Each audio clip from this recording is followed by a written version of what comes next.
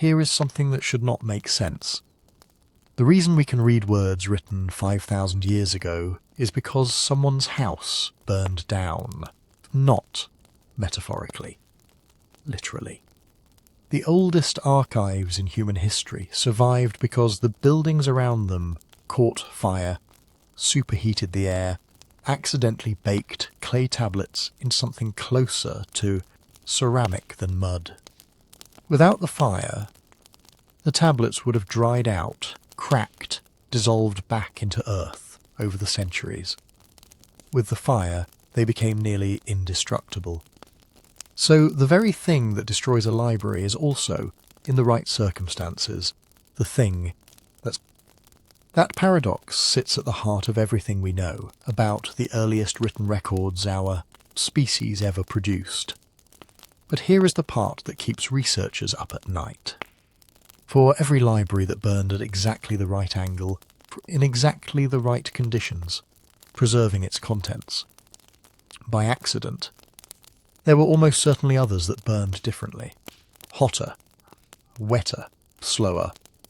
Archives where the tablets shattered, or were looted before the flames arrived, or simply sat in buildings that were abandoned and left to the rain. The oldest written records we have are not a complete picture of what early humans thought was worth writing down. They are a survival sample. A fraction of a fraction filtered through fire and flood, and the indifferent mathematics of which clay happened to end up in which soil, at the right depth for archaeologists to eventually find it. And that gap, the space between what was written and what survived, between what survived and what we have actually read, between what was read and what we understand, that gap is what this is really about. The question sounds simple, but it is not. What did the earliest archives choose to record? And just as importantly, what never made it onto clay at all? What got left out on purpose, and what was never considered worth writing down in the first place? When you walk into a modern library, you are surrounded by selection. Someone decided which books to acquire, which to shelve, which to discard. The earliest archives were no different, except the people making those decisions were operating in a world where writing itself was brand new, where every mark pressed into wet clay represented a genuine cost in labour and material and time. They were not writing everything. They were writing what they thought mattered most. And what they thought mattered most tells us something profound about who they were. But it also raises a harder question. What did they think mattered least? What stories, what names, what knowledge was considered too ordinary, too dangerous, or too obvious to bother preserving? That is what we are going to try to figure out. Not with certainty, because certainty is not something the archaeological record is generous with. This is evidence-first territory. We will deal in probabilities, cautious interpretations, in what the tablet suggest rather than what they prove. Some of the most important things we can learn from the earliest archives are not the things that are written on them. They are the shapes of the silences, the categories of information that are conspicuously absent, the topics that appear once and never again, the names that show up in one archive and vanish from every other. The gaps are data too, if you know how to read them. We are going to move through the earliest known archives in rough chronological order. We will start in Uruk, a city in what is now southern Iraq, where writing appears to have been invented not for poetry or prayer or philosophy, but for something considerably more mundane. We will move to Ebla in modern Syria, a palace archive of nearly 17,000 tablets that no one knew existed until 1974, preserved almost perfectly because the palace burned. We will stop at Nineveh, where an Assyrian king named Ashurbanipal collected texts from across the ancient world, with an obsessive intensity that would not look out of place in a modern university library, and where a city's destruction in 612 BCE accidentally guaranteed that his collection would outlast every empire that came after. And we will spend time at Hattusa in central Turkey, the capital of the Hittite Empire, where archives were kept in multiple languages simultaneously, where treaties were written in duplicate and sent to foreign kings, and where some tablets have been sitting in museum storage for over a century and still have not been fully translated. Each of these places was, at one point, the edge of the known recorded world. Each of them kept records. Each of them also kept secrets, or at least kept silence on certain subjects, and in some cases we can figure out why. Other cases, we genuinely cannot tell whether something was never written down, or simply has not been found yet. That distinction matters enormously. And we will try to be honest about which situation we are in at every step. If you are listening to this while you are trying to sleep, first of all, that is exactly why I make these. So before we go any further, tell me in the comments where you are and what time it is there. Look at those comments, and there is something I find remarkable about it. Someone in Nairobi is listening at sunrise, while someone in Vancouver is drifting off just after midnight. Both of them are thinking about clay tablets from 5,000 years ago. That is its own kind of archive, proof that curiosity does not sleep on a schedule. And if you would rather listen without any interruptions at all, you can follow the show on Spotify. No ads, no music underneath the words, just the stories. The link is in the description, and if you want to support the work directly, that is in there too. It makes a real difference, and it means more of these can keep getting made now. Back to the fire, because the fire is not just a metaphor, and it is not just a preservation mechanism. It is a lens. Time a building burned in the ancient Near East and left behind a layer of ash, carbonized debris, and accidentally kiln-fired clay created a time capsule. A frozen moment. The tablets that survived are the ones that happened to be in that building on that particular day, which means what we know about the earliest human record-keeping is shaped as much by the accidents of ancient violence and architectural collapse as by any deliberate choice the scribes themselves made. We are reading the archive that fire allowed us to read, not necessarily the archive that was, somewhere in that difference. In that gap between what existed and what endured is one of the most important open questions in the history of human knowledge.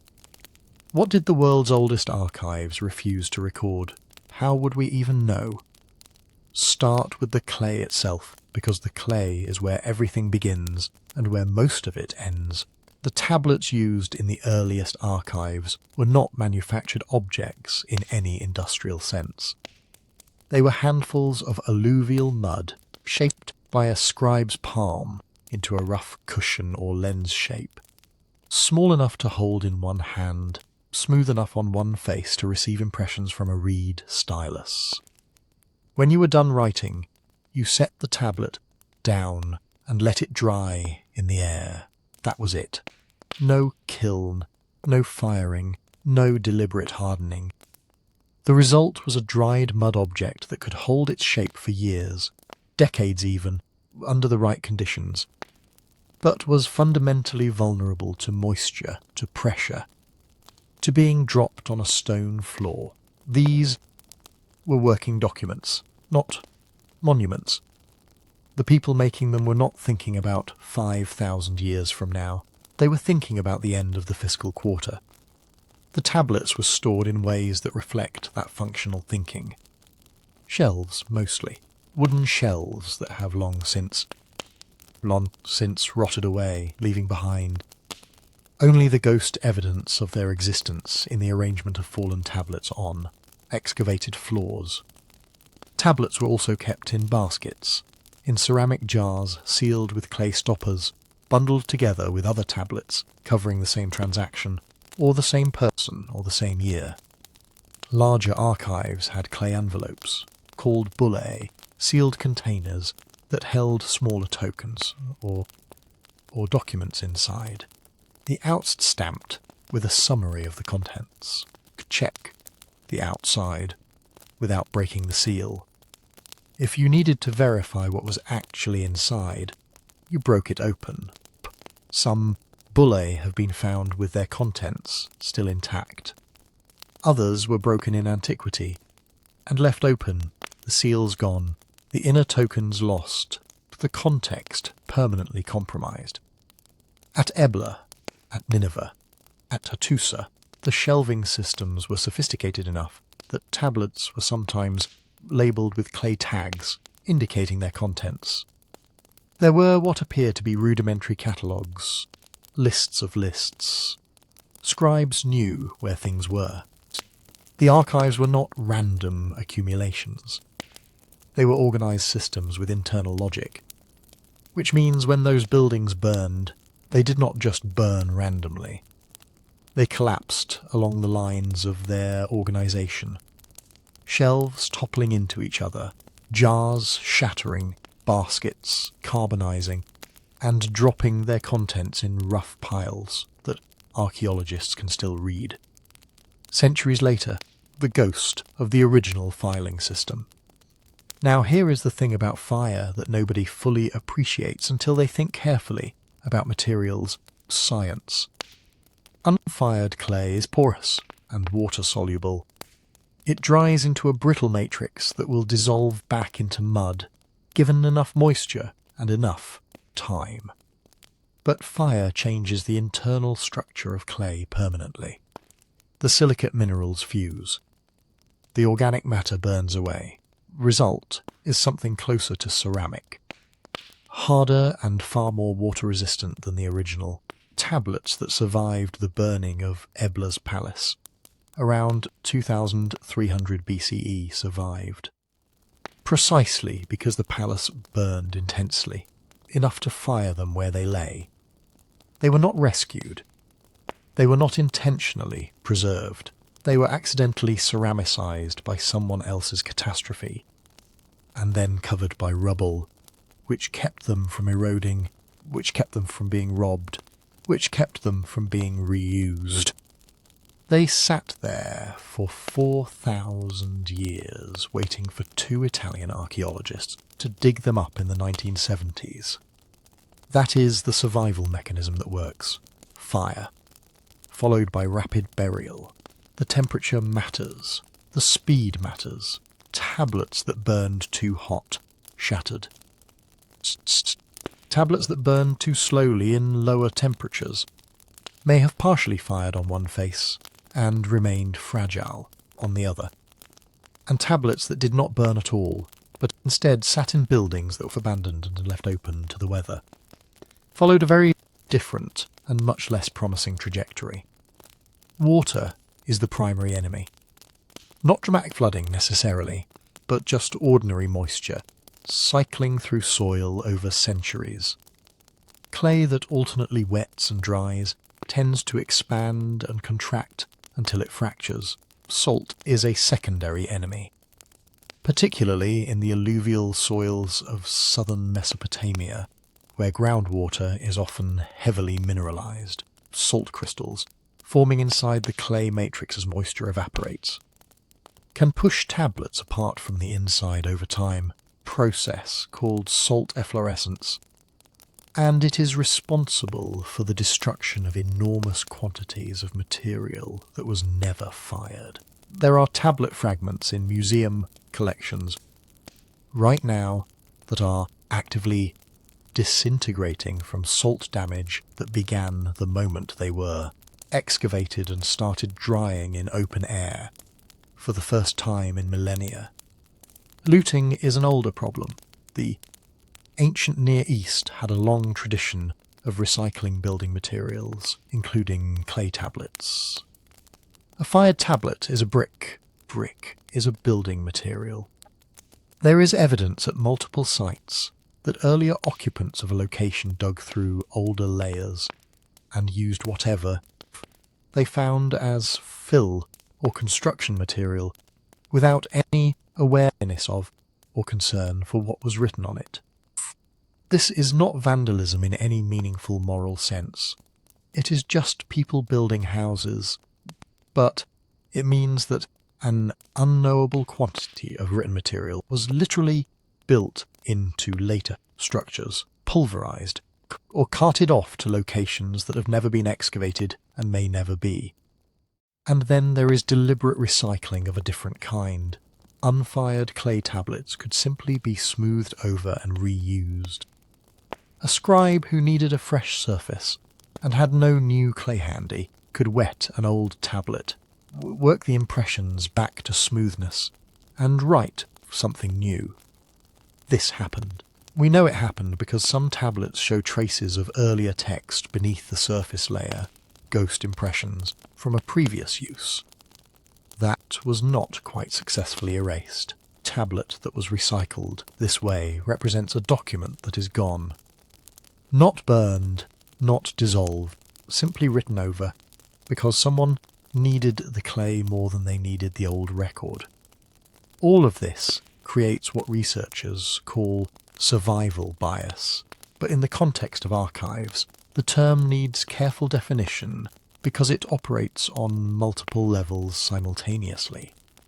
The first level is physical. What materials survived the conditions of burial? The second level is archaeological. What materials survived in locations that were eventually excavated? The third level is institutional.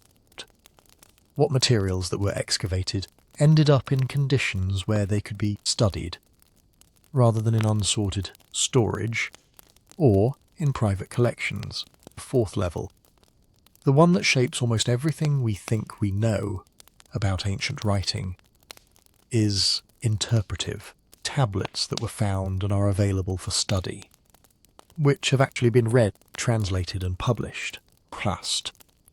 The answer to that last question is considerably more humbling than most people expect. Hundreds of thousands of cuneiform tablets have been excavated. Somewhere between half and 2/3 of them, depending on which estimate you trust, never been fully published or translated. Some have been sitting in museum storage since the 19th century, which means the picture we currently have of ancient Mesopotamian record keeping is itself a sample of a sample. Of a sample filtered through accidents of fire and soil chemistry, and funding, and academic priorities, and institutional access, and what we think the ancient world was keeping records about is shaped by all of that. Not just by what the ancient scribes actually decided to write. This is why it matters to be precise about categories. An archive is not the same thing as a library. In the ancient Near East, the distinction is real, and it affects what you find in each. An archive is an institutional record collection. It stores documents generated by specific administrative activity. Receipts, contracts, land grants, ration lists, labour tallies, correspondence between officials. The tablets in an archive were created for practical purposes and stored because they might need to be referenced again. They are not meant to be read for pleasure or education. They are files. A library, in the ancient sense, is something closer to what Ashurbanipal was building at Nineveh. A deliberate collection of texts chosen for their intellectual or ritual content, omen series, medical texts, literary compositions, mythological narratives, linguistic reference works. Someone made decisions about what belonged. Someone acquired copies. It is curated rather than accumulated. A temple record room is a third thing entirely. It holds ritual calendars offering lists, hymns, prayers, records of divine property, texts generated by religious practice rather than by commercial or administrative activity. The distinctions blur at the edges, as distinctions always do, but they matter because they predict very different kinds of silences. An archive will tell you nothing about cosmology. A library may tell you nothing about grain prices. Temple record room may tell you nothing about either, but will tell you in exquisite detail how many sheep were given to the god on the 14th day of a month that no longer has a name. What survived is not a representative sample of all of that. It is whatever happened to be in whatever building burned at whatever angle on whatever day, which means the oldest written records we can read are, to an uncomfortable degree, written not by the scribes but by the fire. The archive survived by breaking, and what broke determined what we know. To see how deep that fire-written bias goes, you have to go back to the point where archives themselves started to become necessary. Takes us to southern Mesopotamia, to the city that later myths would remember as the place where kingship descended from heaven. Uruk. Put it on a rough timeline. Around 3,500 to 3,300 BCE, in what archaeologists would call the late Uruk period, this settlement on the Euphrates plain was turning into something qualitatively new. Estimates are always debated, but we are probably looking at tens of thousands of inhabitants, fields and canals stretching outward for kilometres, monumental temples and administrative buildings rising in packed mud brick. Uruk is very likely the largest urban centre on Earth at this moment, and with that scale comes a new kind of logistical headache. You can manage a village with memory and gossip. You can manage a small temple with a handful of elders who remember who brought which goat last spring. But when you feed hundreds of workers daily, when grain comes in from dozens of canal-fed fields, when herds of sheep and cattle belong not to a household but to an institution, memory is not enough. Oral autumn accounting breaks at exactly the point Uruk reaches. The solution that took shape there is what we now call proto-cuneiform. It appears first around 3,000, 302, 100 BCE, and by about 3,100 BCE, it is being used intensely across the city. Tablets come mostly from two major areas. The Iana precinct, associated with temple institutions, the called Tablet House in the city's administrative quarter. Thousands of pieces of clay, each holding a few minutes of one scribe's working day. And what those tablets show, almost obsessively, is a world made out of quantities. Typical Uruk text is not a story, it is a list. Grain rations issued to named or classified workers, deliveries of barley from field X to storehouse Y, counts of sheep, goats, cattle, pigs, sometimes divided into categories by age or sex, inventories of jars of oil, baskets of dates, fish by the hundred, wool by the weight unit, lists of teams assigned to specific jobs, canal dredging, temple construction, weaving, brewing. A standard tablet might have several columns. One with a personal name or a profession sign, weaver, brewer, driver, overseer. Another with a numeric notation, often using a base 60 system in embryonic form. Another with the commodity, barley, beer, wool, bread. Sometimes a temporal marker, per day, per month, for the festival. Sometimes a notation that looks like an institution name or an office. It is, in modern terms, institutional accounting. Payroll, warehouse logs, resource allocation tables. A few tablets show more complex operations. tallies of debits and credits across a period, breakdowns of work groups, allocations of raw material to workshops, and finished goods coming back in. But the core is always the same. Someone, somewhere, wanted to make sure that the flow of goods in and out of the great houses of Uruk could be tracked, audited. What is striking is not that they recorded things. Human groups had been using clay tokens, notched bones, and tally sticks for millennia. What is new is that the recording system in Uruk suddenly becomes dense enough and standardized enough that we can call it writing, even if it is writing in a very narrow sense. The signs on proto-cuneiform tablets are still mostly pictorial. A stylized fish stands for fish, stylized head for persons, a jar shape for oil or beer. Over time, those pictures are rotated, simplified, pushed by the shape of the stylus into wedges. But at this early stage, they still retain some visual connection to what they mean. The problem, for us, is that meaning is not always obvious. Proto-cuneiform uses several hundred different signs. Some refer directly to objects. Some refer to abstract categories, offices or institutions. Some are purely numerical or serve as metrological signs, marking what counting system is being used: volume, weight, area, capacity. Many can be used in more than one way, functioning as a concrete noun in one context and as a classifier or unit in another. There is no grammar as we would usually define it. Sentences do not unfold across the tablet, with verbs and subjects and clear syntactic markers. Instead, there are clusters of signs arranged in columns and rows. X persons, Y grain, Z time. The reader in Uruk did not need the connecting words.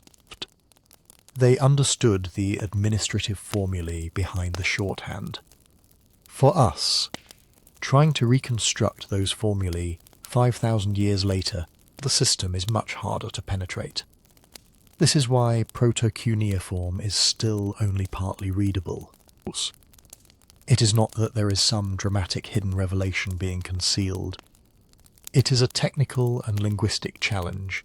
Later, Mesopotamian scribes were kind enough to leave us bilingual dictionaries and lexical lists, long tablets that explain which sign could stand for which word, how to interpret complex logograms, how to convert between number systems, tools. Those tools, plus thousands of overlapping tablets from slightly later periods when writing was closer to full language, allow Assyriologists to work backwards. But in the Uruk phase, we are dealing with a notation system that predates most of the grammatical conventions those later texts describe. Some signs changed meaning over time. Some dropped out of use entirely. Some numerical systems used in Uruk, for example, specialized counts for grain versus animals versus people, do not map neatly onto later schemes, and context is often missing. A tablet with just a heading sign, a list of numbers, conclusion line, is perfectly legible set to a temple official who already knows which project is being audited this month. To us, it is a bare skeleton. We can say, these are barley rations to workers. We often cannot say what work exactly, under whose authority, for which institutional purpose. On top of that, the corpus itself is uneven. Excavations at Uruk, especially in the early 20th century, uncovered thousands of tablets. Current estimates run to more than 5,000 proto-cuneiform pieces from Uruk alone, additional early tablets from sites like Jemdet Nazar, Susa, and Godin Tepe that use related systems. Path from excavation to decipherment is long and irregular. Many pieces are fragmentary. Many were taken to museum collections in Europe and the Middle East, where they sat for decades before being catalogued in detail. some of the fundamental work on proto-cuneiform sign lists and numerical systems was not done until the late 20th century, and it continues now. New joins are made between fragments. Digital imaging reveals faint impressions that had been missed. Comparative studies with slightly later, better understood cuneiform help clarify older uses. At the same time, large portions of the material remain unpublished, or are only available in specialist corpora that few people outside the field ever see. The result is a layered opacity. First, the ancient scribes wrote in a system that assumed a shared institutional context instead of explicit grammar. Second, physical tablets have survived in fragmentary, selective ways. Third, modern scholarship has only slowly worked through the backlog of material. Popular accounts say proto-cuneiform is undeciphered. What they usually mean is something more precise and less dramatic. We can read many of the signs and understand many of the documents in broad terms, but a significant fraction remains ambiguous, and subtle details of meaning are still under study. Even where we can read the tablets confidently, though, there is another silence at work, one that has nothing to do with broken clay or sign lists.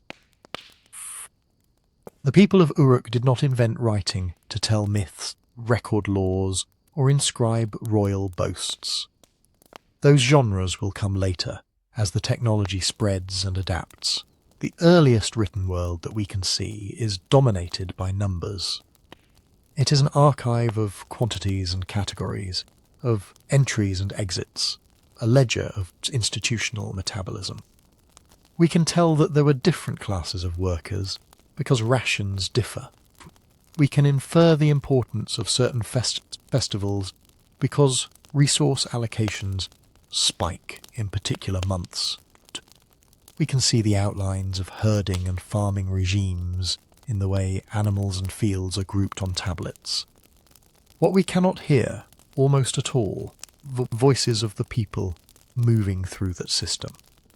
There are personal names, but usually just as entries in a list. So many loaves for so.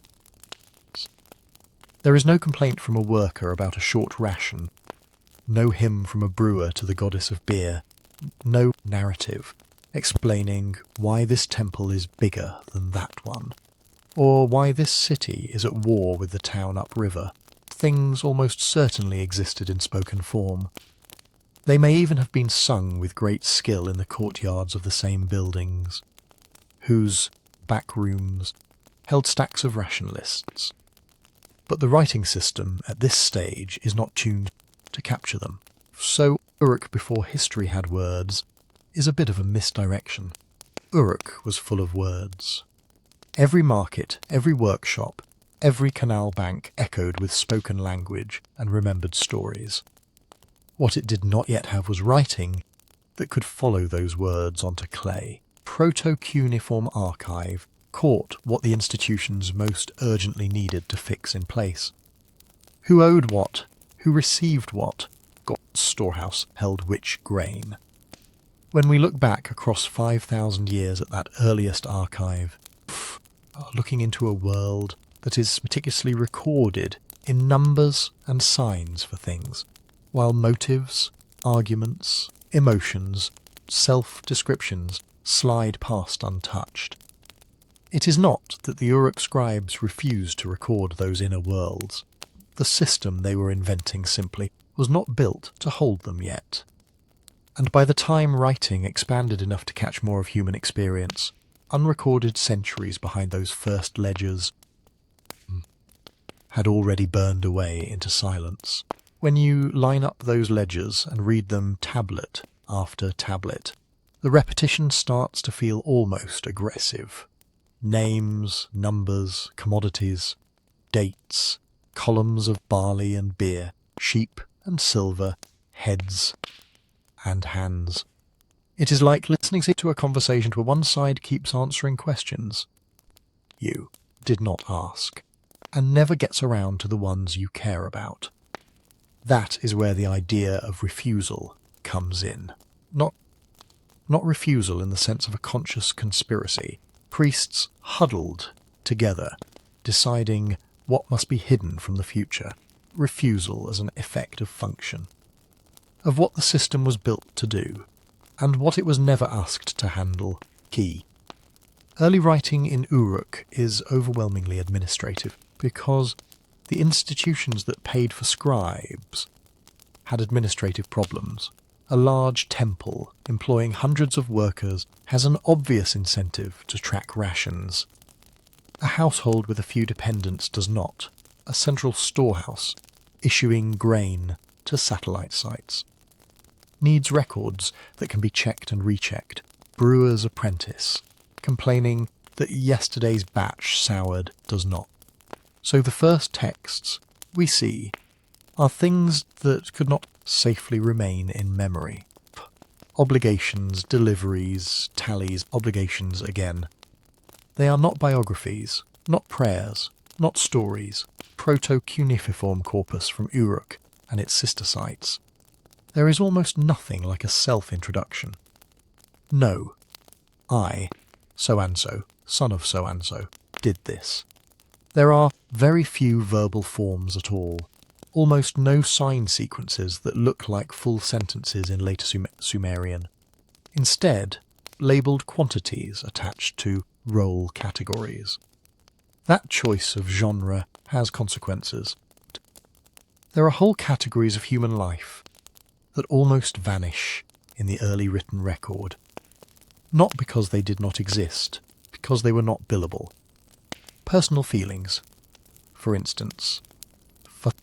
The tablets are full of hunger, but only as a number of loaves per day. They are full of fear, but only as counted guards and weapons assigned to a gate. No one writes, "Today the river flooded higher than anyone remembers, and I was afraid." No one writes, "My child died, and I brought an offering for him. Priest said these words." If those experiences are voiced at all, they are voiced in spoken laments, in private songs, in gestures we can no longer see. Dissent is similarly quiet. A worker might think the ration is unfair. Village might resent an increased levy of barley. A junior official might disagree with an allocation decision. None of that shows up on the tablets. What we see instead is the smooth surface of compliance. X workers, Y grain, issued. Mechanism of distribution, not the negotiations, grumbling, or resistance around it. Everyday speech disappears almost completely. Casual jokes. The gossip about who is sleeping with whom. The nicknames and slang that almost certainly coloured Uruk, Akkadian, or early Sumerian, just as they colour every language now. Proto-cuneiform has signs for professions like shepherd, brewer, weaver, scribe. It has signs for basic commodities, for fields, for canals, for gods' names. It does not have a way yet to capture the kind of free-flowing, phrasal conversation that would become possible later with full phonetic writing. Even in the realm of ideas, the selection is narrow. People imagine the world's first writing. They often picture origin myths, tales of gods making humans, kings receiving destinies from heaven. Those myths do exist in Mesopotamia, but they belong to a slightly later phase. Cuneiform has matured into a flexible system for recording language itself. In the earliest Uruk layers, explicit mythological narratives are almost wholly absent. We do see divine names, Inanna, Anu, possibly others, appearing as labels on temple property or as headings for offerings. We see sequence terms that might correspond to festivals, but the stories that would later be told about those gods, the cosmologies and epics, do not appear in proto-cuneiform in anything like the form we know. This does not mean people in Uruk had no origin stories. On the contrary, the sheer complexity of their ritual calendar inferred from later sources, suggests a dense mythic world. It simply means that in the first few centuries of writing, no one was yet paying scribes to put those stories into clay. Crowd. Myth could still be handled by priests and singers. Barley could not. Here is where scribal incentives matter. Scribes in Uruk were not freelance authors.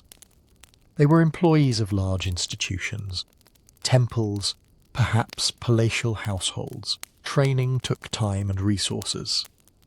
The signs they learned were the ones those institutions needed used. If you can write only a few hundred compound signs, and your day is measured in how many tablets you complete before the light fails, you use those signs to produce the documents your overseer demands. What did overseers demand? Records that could be audited, lists that could be checked against physical stores, names that could be matched to faces at the distribution point. Anything beyond that fell into one of two categories: socially risky or irrelevant. Risky texts would include any written record of internal conflict, criticism of a superior, argument between priestly factions, dissent about how offerings were used. It would be naive to assume such tensions did not exist. Fixing them on clay would create a durable trace that could be used against people later. In a world where literacy is rare, and tablets are controlled by powerful institutions, writing a complaint is less like venting on a private notepad and more like filing a formal accusation in triplicate. Most people will decide not to. Irrelevant, in this context, simply means not relevant to the paying institution's needs. Your love poem to a fellow scribe, private meditation on a dream, the amusing riddle someone told you in the courtyard. None of these yields a measurable administrative benefit. None improves the flow of grain or labour, so they do not justify costly clay and training time. At least, not yet. This is where another layer of bias enters. Preservation. Even if a few early scribes did experiment with more expressive genres on clay. Narrative, notes, teaching texts, little sketches of story. The survival chances of those tablets would be lower. They might be kept in less formal spaces, not in temple archives. They might be reused as fill-in walls, or simply crushed back into raw clay once no longer needed. We also have to consider perishable media. Later Mesopotamian sources refer to writing on waxed wooden boards, on leather, on perhaps even papyrus-like materials. These materials are cheap compared to fired clay, easier to erase, much less likely to survive millennia in the ground. It is entirely plausible. Many specialists would say likely. That missing genres were already flourishing on such media, while the clay tablets stayed focused on administration. School exercises, for instance. Master scribe could sketch a simple narrative on a wax board, dictate a proverb, or compose a short hymn for students to copy and recite. Priests could keep ritual instructions on wooden tablets brought into the sanctuary only when needed. Early rulers could have genealogies or boastful inscriptions on wooden doorposts or leather scrolls that have long since vanished. When we say proto-cuneiform refuses to speak about these things, we may really be hearing the preferences of clay, not of the culture. The result is a triple filter on what reaches us from Uruk. A genre filter, where institutions choose to pay for accounting instead of autobiography. Social filter, where risky speech avoids permanent form. And a material filter, where fragile media silently decay, while baked clay quietly endures time. As writing systems become more flexible, and literacy spreads beyond a tiny temple bureaucracy, those filters shift. We start to see proverbs, legal codes, royal inscriptions, letters, myths, and eventually personal prayers, but the earliest strata remain heavily skewed. When we peer into the proto-cuneiform archive, we are not seeing an unbiased cross-section of Uruk life. We are seeing what one narrow slice of the city needed to remember in a durable way. That is why talk of secrecy or suppression misses the point. There is no need to imagine a council of elders banning love poetry from clay. More mundane forces are enough. Selection bias in what gets written. Genre bias in what is considered worth formalising. Preservation bias in what survives a building collapse and the slow chemistry of the soil. Put together, forces make proto-cuneiform feel like it is holding something back. And in a sense, it is. Between every line of barley tallies, there are unrecorded arguments, affections, fears, jokes, and myths. They were spoken, acted, remembered, and then lost. The archive shows us a city thinking about grain and labour. The rest of its inner life has to be inferred from shadows, and from what happens next, when other cities begin to write more than numbers, and another fire in another archive freezes a different slice of human experience in place. Shift 1,000 years or so forward, and a few hundred kilometres to the northwest, and the clay starts to look very different. We leave the numerical shorthand of proto-cuneiform and walk into a palace where writing has grown up. Scribes are no longer just notching quantities into clay, but bending a foreign script to fit a local language, wrapping numbers in words and words in sentences, where the archive does not just track grain, but people. Lots of people. This is Ebla. Today it is Tel Mardik, a mound in western Syria, about halfway between Hama and Aleppo. In the mid-3rd millennium BCE, was the centre of a kingdom that controlled trade routes between Mesopotamia, Anatolia, and the Levantine coast, somewhere around 2400–2300 BCE, in a royal complex on the Acropolis. Its bureaucrats created one of the largest cuneiform archives ever found from that early period. When archaeologists opened those rooms in the 1970s, they did not find a neat library of shelves. They found a collapse. Fallen walls, burned beams, broken furniture, and under it all, thousands of tablets and fragments, slumped where they had fallen when the wooden shelving gave way. In the first campaigns alone, around 1,700 more or less complete tablets were recovered, and several thousand more pieces. Subsequent seasons pushed the total into the range of 4,000–5,000 inscribed objects from the palace area alone, depending on how you count joins and uninscribed lumps. For the mid-late 3rd millennium BCE, that is a flood, compared to Uruk's early account ledgers. The range of what Ebla chose to write down is broader, but the centre of gravity is still administrative. The largest group of tablets are palace records. Year-by-year accounts of deliveries to and from storerooms, allocations of wool and finished textiles, distributions of grain and oil, inventories of tools and animals. There are offering lists for gods and goddesses in Ebla and neighbouring towns. Sequences of names followed by measures of flour, beer, animals, incense.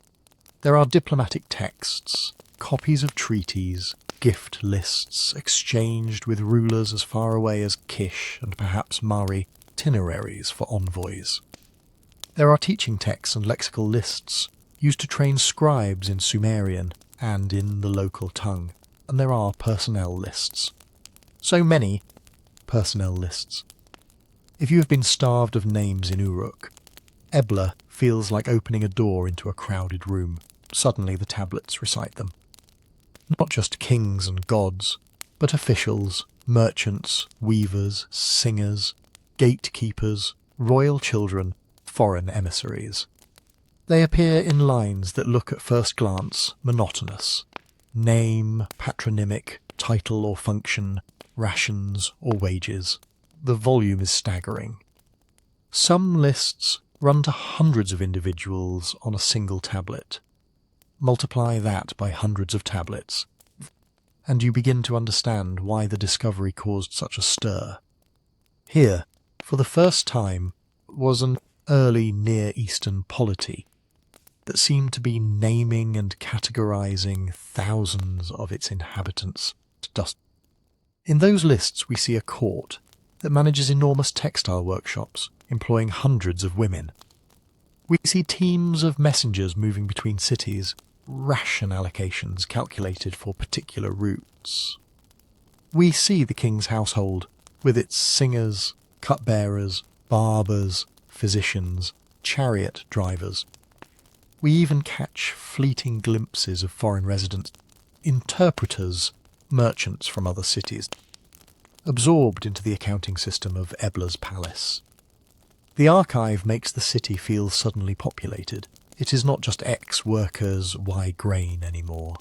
It is Ilikabkabu, son of Ibrium, messenger, and Titabdar, weaver of the house of the queen, Ishalim, barber, each attached to a daily ration of barley or oil. Hundreds of such lines marching steadily across the clay. And yet, as with Uruk, what we are allowed to hear is shaped by what the institutions needed. The names arrive wrapped in function. No one pauses to tell us what Ilikabkabu thought of his king, or whether Titabdar sang as she worked. But compared to the faceless categories of proto-cuneiform, Ebla's documents, at least, let us imagine actual individuals attached to the system. To read those names at all, though, required an intellectual leap, not just by ancient scribes, but by modern scholars. Because the language of most of these tablets is not straightforward Sumerian, and not yet the well-attested Akkadian of later periods. It is something in between and beside. What specialists now call Eblaite. When the tablets first came to light, some researchers argued that Eblate was essentially an early form of East Semitic, like Old Akkadian, written with Sumerian logograms and syllables. Others proposed that it represented a separate northwest Semitic language, closer to later Canaanite dialects, squeezed into a script designed for something else. Over the decades, careful analysis of grammar, vocabulary, onomastics has nudged consensus towards seeing Eblet as an early Semitic language, with strong East Semitic features, but its own particular profile. The problem is that the writing system at Ebla is thoroughly mixed. Many signs are used logographically, Sumerian values that must be translated into the underlying Semitic word. To spell out parts of words. Still others may function as determinatives, category markers that are not read aloud, bilingual or mixed texts. Sumerian lexical lists with Eblaite glosses, for instance, help us tease apart some of these layers. But even there, uncertainty creeps in. A single sign might correspond to multiple Semitic roots. Given ending might be either a case marker or a frozen element in a name. As a result, readings of key passages can differ sharply between scholars. One tablet that looks like a straightforward list of offerings to certain deities might, under a different interpretation of a few signs, become evidence for a festival sequence or for the import of foreign cults. A phrase some translate as a technical textile term, others take as a personal name. Whole books have been written arguing over whether certain Ebla toponyms correspond to later biblical place names, or whether supposed references to well-known cities are mirage produced by overeager readings. Even basic numbers are sometimes in dispute. Tablet might seem to record 600 units of wool allocated to a workshop. Another reading, based on alternative values for the number signs, would lower that total. If you are trying to reconstruct the economic scale of the palace, these details matter. The script refuses to settle easily into modern categories. In this sense, Ebla is doubly liminal. It stands between the numeric picture writing of early Mesopotamia and the fully phonetic sentence Akkadian that would follow.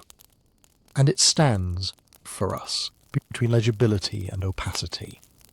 We can see much more of its world than we could at Uruk, but some of the most tantalizing phrases remain blurred. The language problem functions like a built-in censor. We know there is information there. Key to it is only partially recovered. What is clear, though, is that these tablets were not a dusty library for posterity. They were the beating heart of a living bureaucracy. The rooms where they were found, often labelled with archaeological codes like Palace G, Archive Room, LT 1769, were laid out close to throne rooms and administrative spaces. Tablets were arranged by subject. Account tablets along one wall, lexical lists along another, diplomatic texts grouped together. Many show signs of heavy handling. Smooth corners, finger marks, erasures and corrections. Some were clearly temporary notes, kept only until an annual account was finalised. Others were rolled and sealed with cylinder seals, then stored as legal evidence of a treaty or transaction. You can imagine scribes moving through these rooms, pulling down tablets to verify an older transaction, adding new records at the end of a shelf, reading out names at ration distributions while assistants matched them to faces in the courtyard. The archive was not a museum. It was a tool, and then, one day, the tool stopped working. At some point in the late 3rd millennium BCE, many scholars place it around 2300 BCE, though the exact date and responsible conqueror are still discussed. The palace at Ebla was destroyed. Fire swept through the complex. Wooden shelves collapsed.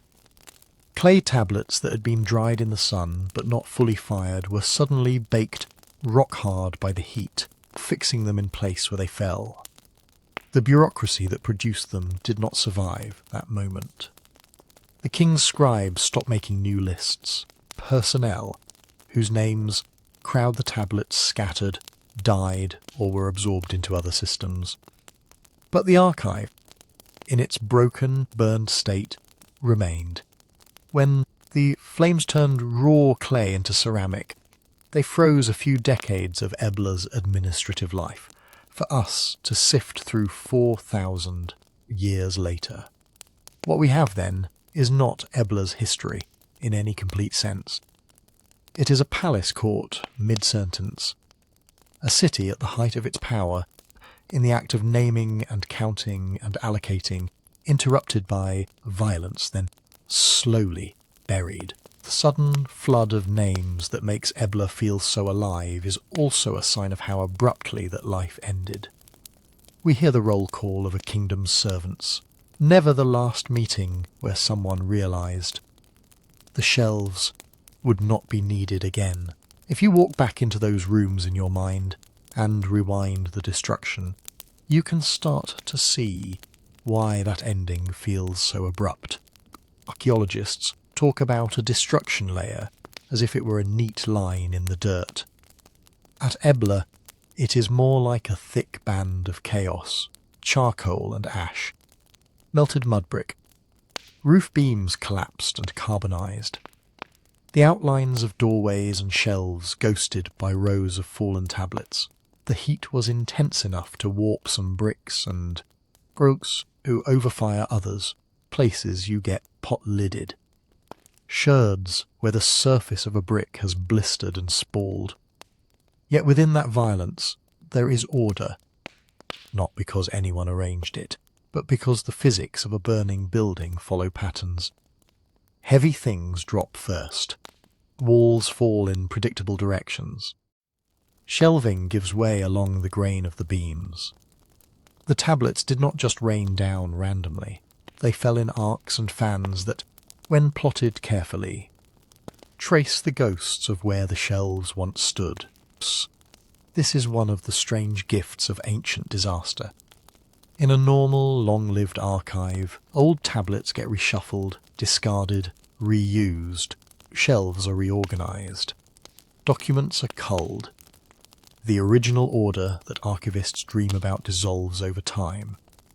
At Ebla, fire did that work in reverse. It fixed a particular moment of that order into the floor. Excavators in Palace G noticed early on that tablets of similar content tended to be found in tight clusters, tilted at similar angles, often leaning against one another like a collapsed row of books. In some rooms, tablets bearing year-end economic summaries lay in parallel rows, all tops pointing the same way, as if they had slid straight off a shelf above. In others, thin lexical lists and school tablets were stacked almost like a fallen pile of notebooks. By mapping these fall patterns in 3 dimensions, archaeologists can infer not just that shelves once lined the walls, but how high they were, how deep, even roughly how many levels there were. Dense wedge of tablets, sloping down from one wall toward the centre of the room, suggests a tall unit that toppled outward. Scatter, concentrated near the floor, suggests a lower bench or platform. Combine that with what we know of later Near Eastern libraries, picture emerges. Rows of wooden shelves along the walls, perhaps a central stand or table, tablets sorted by type, and, within type, sometimes by date or subject. Not pristine, not static, but organised enough that when things fell, they fell in patterns. In some cases, you can almost walk the room again. Here the big ledgers of grain accounts, there the smaller administrative notes. Corner where lexical lists and school exercises pile up, suggesting a teaching area. Another corner with legal and diplomatic tablets, often thicker, bearing seal impressions.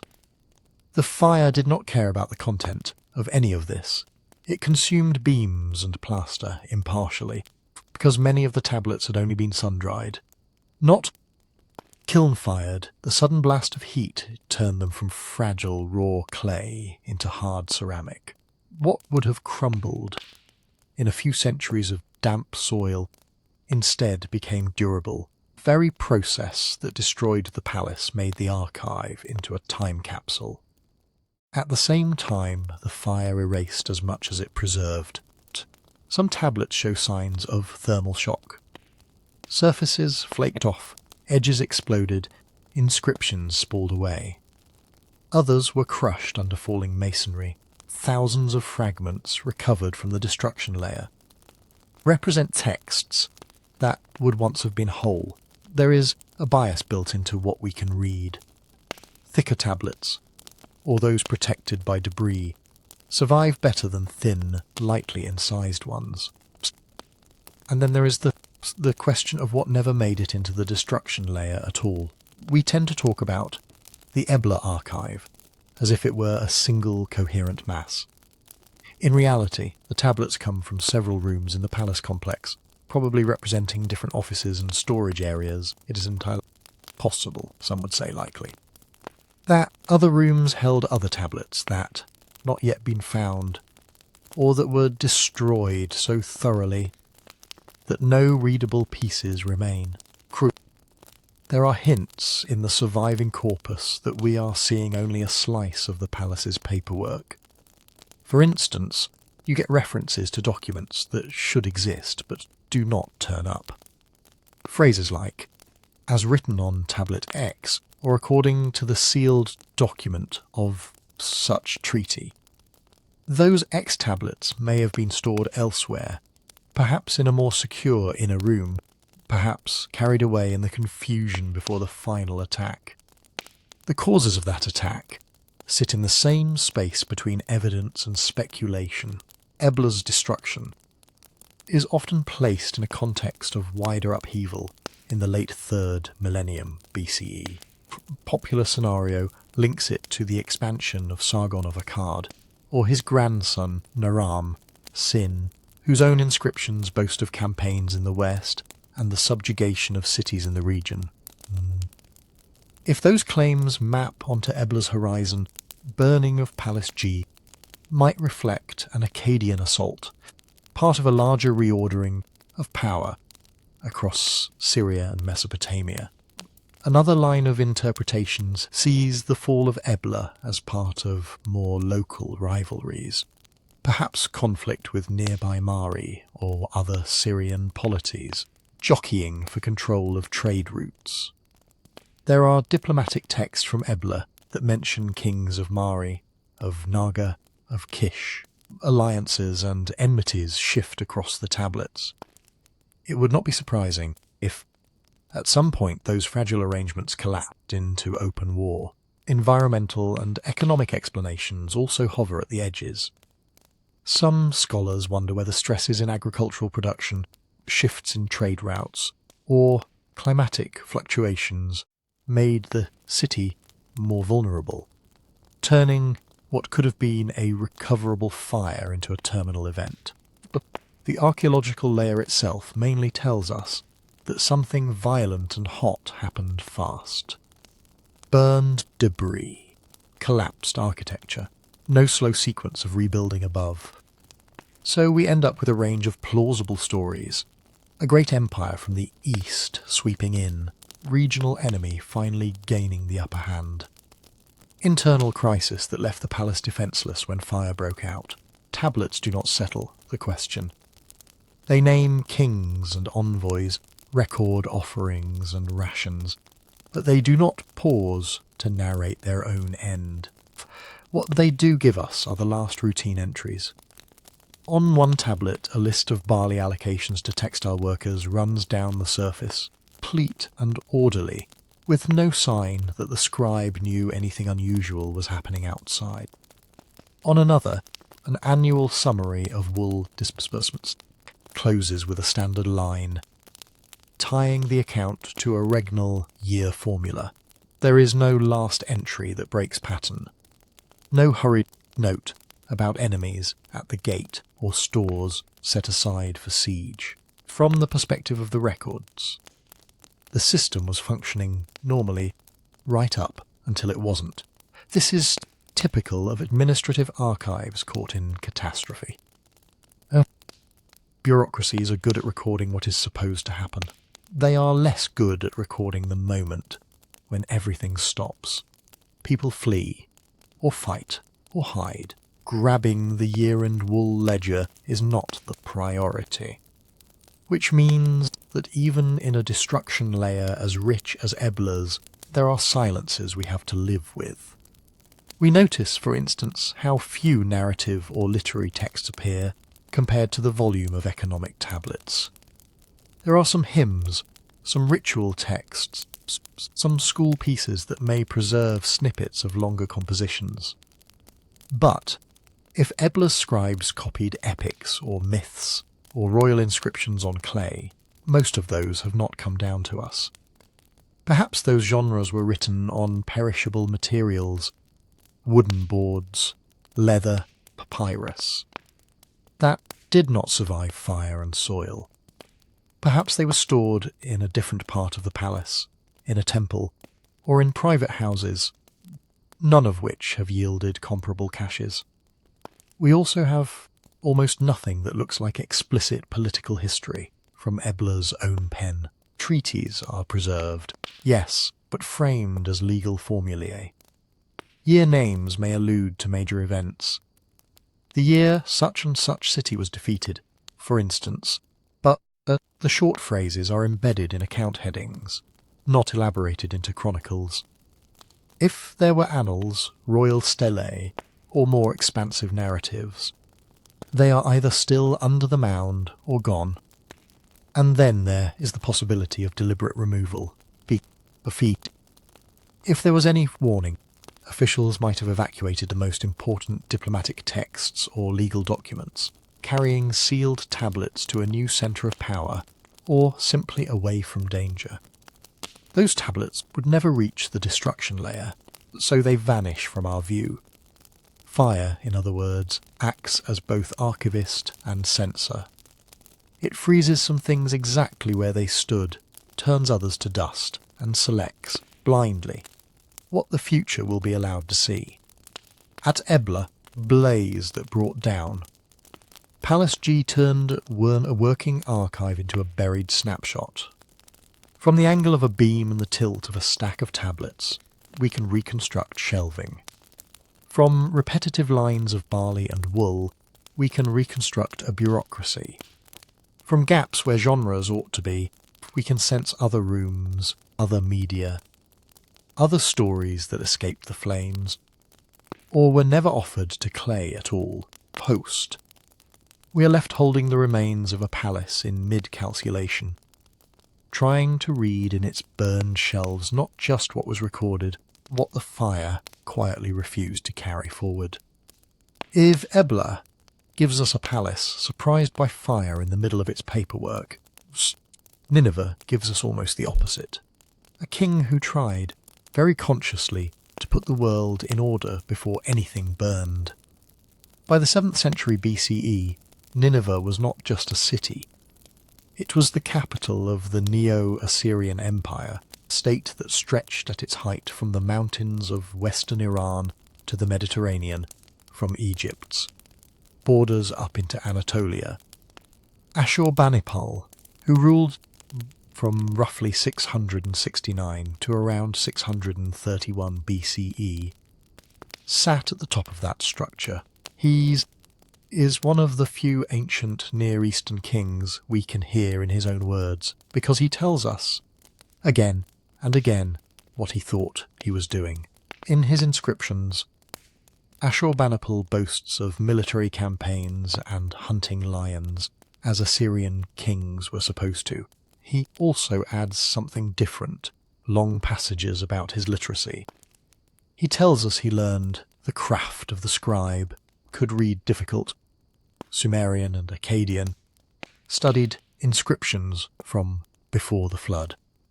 Whether or not we take all of that at face value, his reign produces one unmistakable fact. An accumulation of tablets on a scale that dwarfs anything earlier. When excavators, working at Nineveh in the 19th century, in the Nunts cleared the rooms of his north palace and the nearby southwest palace, began to hit drifts of clay. Layer after layer of broken tablets and fragments, mixed with ash and rubble, filling doorways and corners. Time, as the pieces were washed, sorted and catalogued, the numbers climbed. The library of Ashurbanipal, in the broad sense of all tablets associated with his collecting efforts, now runs into the tens of thousands, around 30,000 to 35,000 tablets and larger fragments, with far more tiny pieces that may or may not eventually join them. Even if we allow for overlap, for multiple copies of the same text, for school exercises and file copies, that is still an enormous volume of writing for the ancient world. It is not an accidental accumulation of office trash, the patterns in colophons. The little notes scribes sometimes add at the end make that clear. Many of those notes spell out where a tablet's contents came from.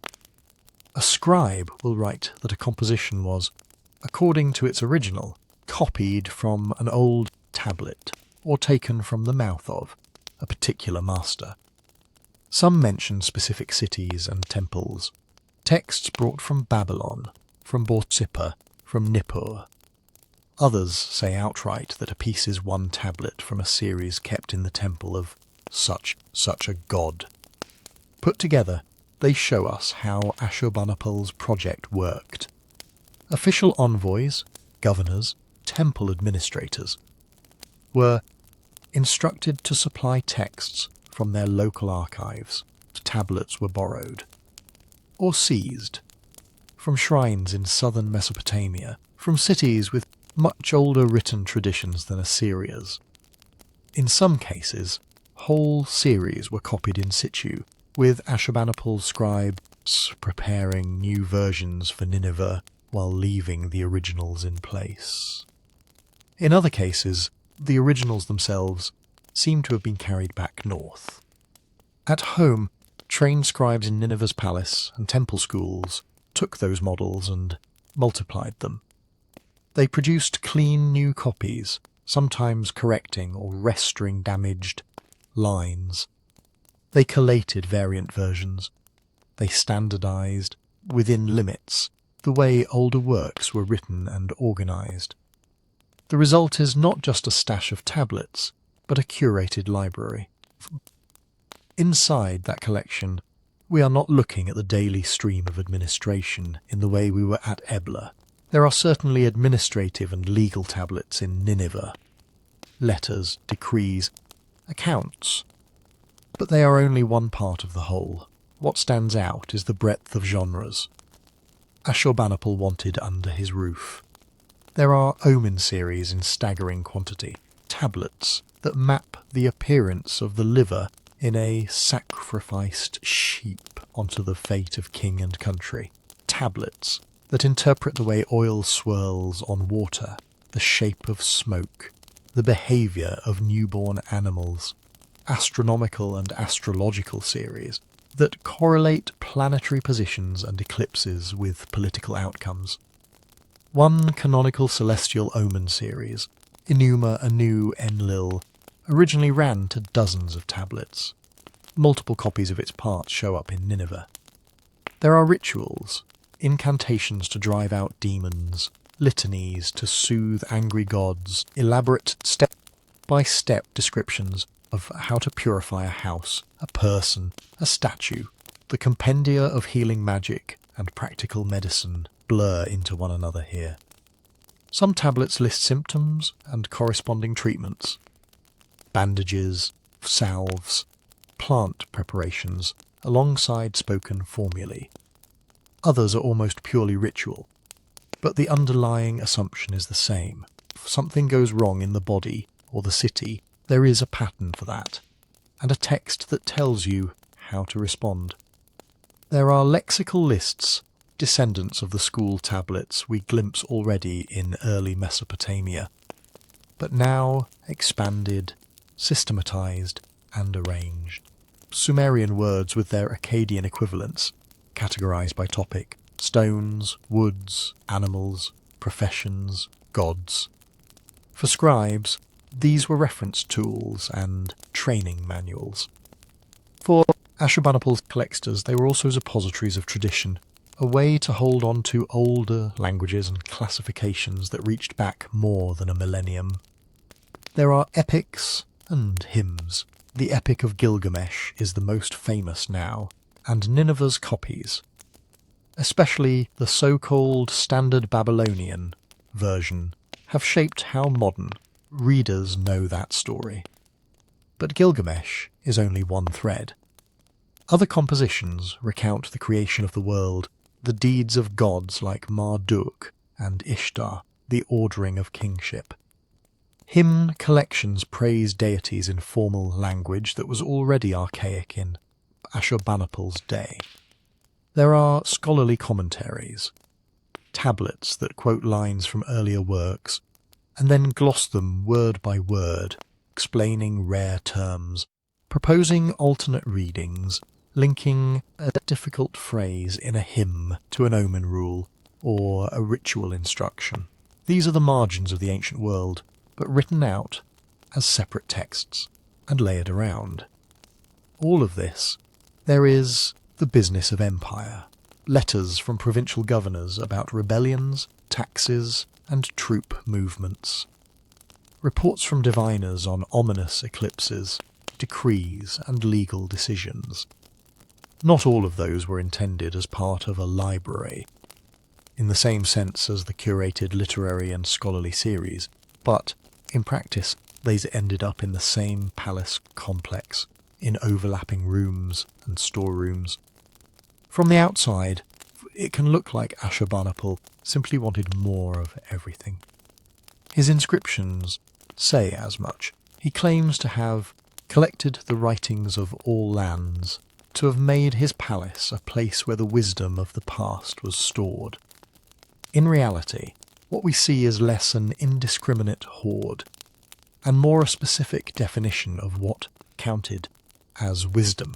The library is heavy on texts that promise to reveal hidden structures, omens that decode the future, rituals that repair the present, that map the world of words and things, narratives that explain why the gods arranged power as they did.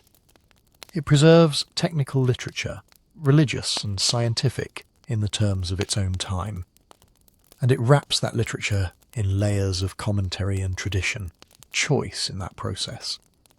What to copy from a temple in Babylon, and what to ignore, which variant of a myth to canonize, which kinds of everyday documents to leave in the offices where they were used. Builds an archive with an agenda, Ashurbanipal's library is not the total paperwork of his empire. It is the subset of writing he judged necessary for ruling, divining, legitimizing. When Nineveh finally burned, much of that curated wisdom was baked into permanence along with everything else. The selection that fire acted upon had already been filtered once by royal command and scribal preference.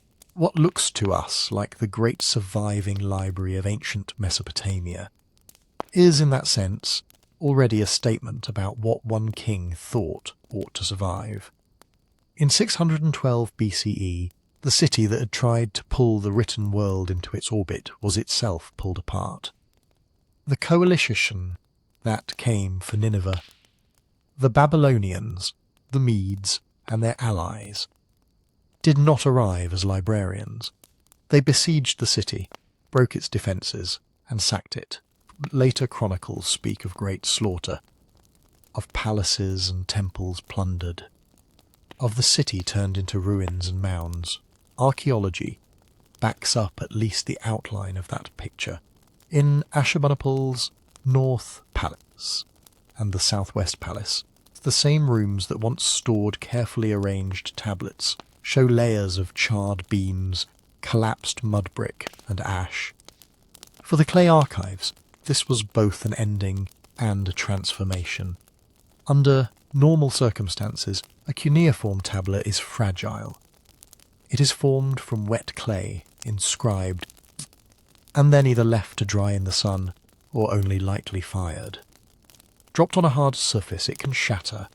Left in damp soil, it can dissolve.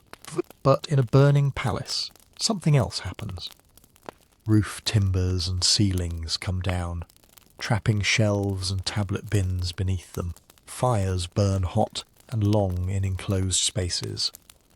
The clay heats through not just on the surface, but all the way to its core. What had been soft or only partially hardened becomes ceramic. Nineveh's fall turned parts of Ashurbanipal's library into a kiln. That is why we can still read thousands of tablets from a city that ceased to function more than 2,600 years ago. The destruction that killed its inhabitants also gave its texts a kind of immortality. Roofs did not collapse in neat, protective layers. Shelves splintered. Jars and baskets overturned. Tablets tumbled, cracked, and exploded along their internal weaknesses. Flames died out and the rubble cooled. The order that scribes had built over decades was buried under a chaos of broken clay. By the time 19th century excavators cut into those ruins, what they were uncovering was not a library in place, with labelled shelves and tidy stacks, drifts of fragments. In some rooms, the tablets lay relatively close to where they had fallen, compressed into thick deposits. In others, later disturbances or ancient looting had churned them earthquakes, weathering. Even the pressure of centuries of overburden had ground corners away and turned sharp edges into crumbs. The result is that many of the tablets we talk about from Nineveh are not complete, self-contained objects. They are pieces, sometimes large enough to carry multiple columns of text, sometimes no bigger than a fingernail, with only a few signs. Now add one more complication. Mixing. When shelves collapsed, they did not respect the categories the scribes had worked with. Tablets from an omen room could end up scattered into an adjacent corridor. Legal documents could slip down, cracked through cracked floors, into rooms that had once held rituals. When rubble was later disturbed, either in antiquity or during early digging, this mixing intensified. In modern museums, tablets from different rooms and even different excavation campaigns were sometimes stored together, only later separated by content and script type. What this means is that our picture of Ashurbanipal's library is stitched together from fragments that have been shuffled at least twice. Once by ancient destruction, and once by modern recovery. This matters especially when we talk about series. Many of the most important scholarly works in Nineveh's collection were not single tablets, but extended compositions spread across multiple pieces. The Great Omen compendia were organised into numbered sequences. A liver omen series might run to dozens of tablets, each one covering a particular set of signs. The celestial omen series, Enuma Anu Enlil, for instance, thought to have included around 70 tablets in its full form. Lexical lists too were structured in series. Tablet 1, beginning with a particular sequence of entries, Tablet 2 continuing where it left off, and so on. To be complete, series had to be whole.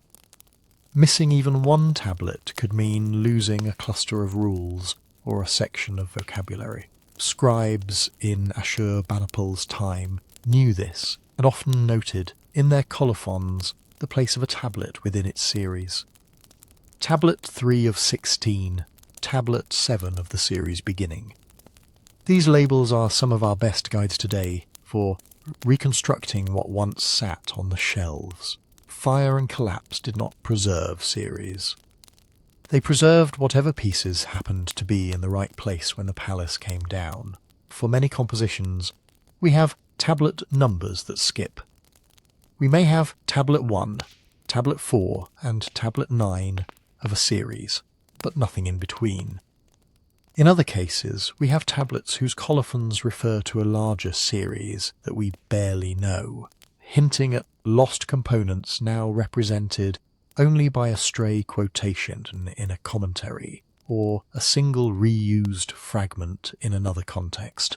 And even where multiple tablets from a series survive, they are often divided. The first major excavations at Nineveh, conducted under Austin Henry Layard and his successors in the mid-19th century, shipped crates of tablets to London. Pieces became the core of what is now the British Museum's cuneiform collection. Later digs at the site, run by different teams, sent their finds elsewhere, to the Louvre in Paris, to museums in Istanbul, Berlin, Baghdad, Mosul and beyond. Some tablets entered private collections. Others were recorded in field notes that are now lost or incomplete. Modern cataloguing and digital projects are slowly bringing virtual order to this dispersal. Scholars compare photographs and drawings, noticing that a fragment in London physically joins a piece in Berlin. or that two copies of the same series tablet, separated by a century of collecting history, preserve complementary halves of a line, 30,000 to 35,000 library tablets and larger fragments from Nineveh, and many more tiny pieces. This work is painstaking and ongoing. But the basic situation remains. The library that was once concentrated in a few palace complexes is now scattered across continents. This dispersal complicates more than simple reconstruction of broken texts. It makes it harder to know what the original catalogue looked like, or even whether there was a single unified catalogue in our sense. We can infer categories from find spots and from recurring colophon formulas. Tablet of incantations of the house of such and such. Tablet of the exorcist's house. Tablet of kingship rituals. But those inferences rest on a sample that has been thinned and jumbled. We can see that certain series were present. We can count copies of particular works. We can trace which older cities Ashurbanipal's scribes drew on. What we cannot do with confidence is say that we have the entire pattern of what he collected. And there is another, quieter bias built into what survived. Clay administrative documents existed in enormous quantities in Neo-Assyrian cities, but many were short and never baked. They were meant to be useful for a few years, then discarded, recycled, or left to disintegrate. Tablets that were durable enough to make it through Nineveh's destruction, and attractive enough to early collectors, tend to be the larger, more formal pieces. The Omen series, the elaborate rituals, the lexical lists, the official letters with royal seals. In that sense, fire did not just bake tablets, it selected them. The irony is hard to miss. Ashurbanipal's library is famous because Nineveh was destroyed. Without the burning and collapse of 612 BCE, much of his curated collection might have been reused, eroded, or simply lost to the slow breakage of everyday handling. The catastrophe that ended the series preserved a slice of its intellectual life, with a clarity we do not have for calmer periods. Yet, what we see is still only a shadow. The series we know may be those that happened by chance to leave enough copies in the right rooms. Other series may have lost too many links in the chain for us to recognise them. Catalogue that Ashurbanipal's scribes held in their heads or perhaps on now, vanished perishable materials, is only partly mirrored in the baked clay at our disposal. And the library that seems, from our modern vantage point, to hold the writings of all lands was itself already a narrowed selection, further narrowed by destruction and dispersal. We stand, effectively, in the ruins of a ruin, reading across breaks, joining fragments from distant shelves and distant countries, trying to infer from what survived in fire what a royal library once contained, and what it quietly let go. When we talk about Ashurbanipal's library, it is tempting to imagine a place that wanted everything. The king boasts in his inscriptions that he collected the tablets of the land of Sumer and Akkad, that he sought writings from before the flood, that he understood even the obscure scripts of remote temples, standing in front of shelves lined with baked clay. It feels like we are looking at the total memory of an empire, but even in the rooms best stocked with tablets, there is a quieter truth. Royal libraries preserve elite knowledge. They almost never preserve a whole society. The tablets at Nineveh, at Ebla, at Hattusa were written by specialists for other specialists, for the palace that employed them. They are overwhelmingly the records that literate elites thought were worth fixing in clay. Accounts, treaties, omen series, ritual instructions, lexical lists, royal letters, royal annals. That is not accidental. Writing was time-consuming, training was expensive, clay and shelf space were not infinite. Every tablet represents a decision, conscious or not, about what deserved to be turned from breath into baked earth. Most of life never made that leap. In a Neo-Assyrian city of tens of thousands of people, perhaps a few hundred were fully trained scribes.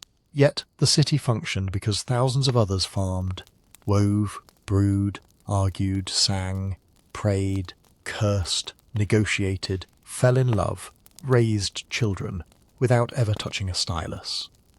Their stories ran in spoken channels, jokes told in taverns, lullabies hummed in dark rooms, gossip traded in market stalls, local proverbs repeated until no one remembered who said them first. None of that shows up in a royal library, unless it accidentally intersects with palace interests. We see this gap even where our documentation is richest. Ashurbanipal's collection preserves multiple copies of complex omen series that run to dozens of tablets. For some topics, like hepatoscopy, divination by a sacrificial animal's liver, we have thousands of lines detailing every possible blemish and its predicted meaning. For the daily routines of the people who cut those animals, or the songs they sang while working, we have almost nothing. The same goes for Ebla, around 2350 BCE. Some 15,000 tablets, mostly administrative and diplomatic, tell us more about the movement of wool and tin than about how ordinary Eblates told stories at night. So when we ask what a royal library did not preserve, some absences are simple. It did not preserve most of everyday life. Others are more pointed.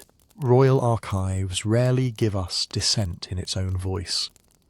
When political opposition surfaces in our texts, it is usually because it has already been defeated. Letters complain about disloyal officials. Annals describe rebels who were crushed. Oracular queries ask whether some named magnate is plotting treason. What we do not have is the rebels' manifesto on clay, counter-narrative of a provincial governor who thought the king's policies were disastrous. Those views likely existed. They may even have been put in writing in some cases, in letters that never made it into palace archives, or were deliberately destroyed when their authors fell from favour. The same narrowing applies to social rank and gender in the thousands of legal and administrative tablets from early city-states. The names that recur belong to merchants, temple officials, palace agents, high-status women managing estates. The poor appear mostly as numbers, labour quotas fulfilled, rations issued. Their emotions, criticisms of the powerful, their local sayings, had to travel by word of mouth. In the palace collections that fire baked for us, their voices arrive, if at all, as the object of someone else's record. There is also a linguistic narrowing. At Nineveh, at Hattusa, Mari, and elsewhere, the written languages of the archive were often conservative, formal registers, Standard Babylonian for literature and scholarship, Middle Assyrian or Neo, Assyrian for administration, Hittite and Akkadian in Hattusa's chancery. But those were not the only tongues people actually spoke. Local dialects, minority languages, everyday slang mostly remained oral. When vernacular speech appears at all, it does so in rare glosses, stray lines of dialogue in letters, or scribal jokes in school exercises. It is plausible, though not provable, that whole genres flourished off the tablets.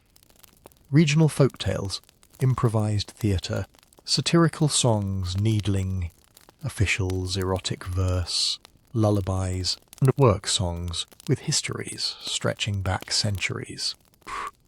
Bits of these may be faintly reflected in later recorded myths or in proverbs that do appear in collections, but the living performances that carried them are beyond reach.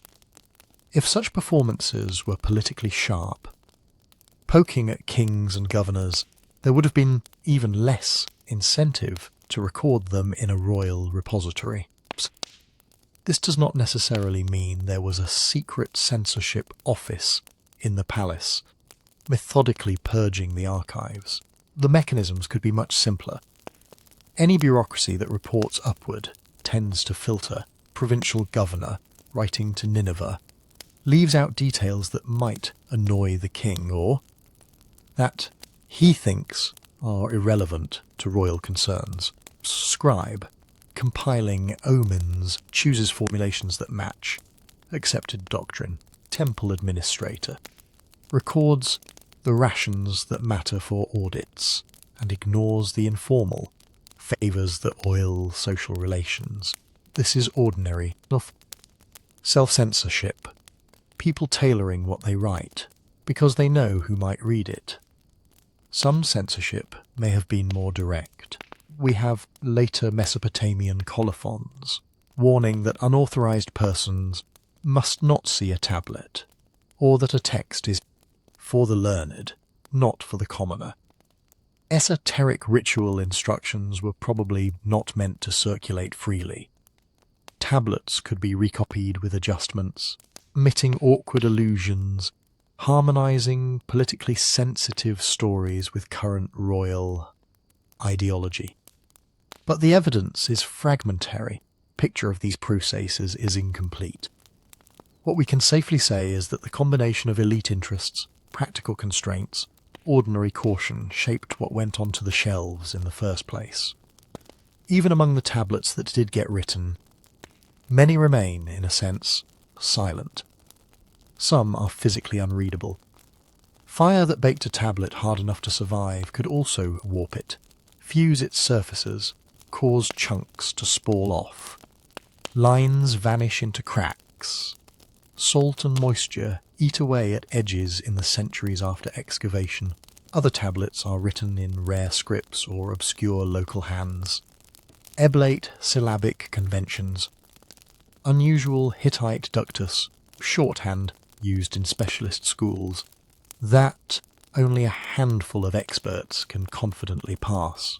Portion of Nineveh's fragments seem to belong to genres we recognize.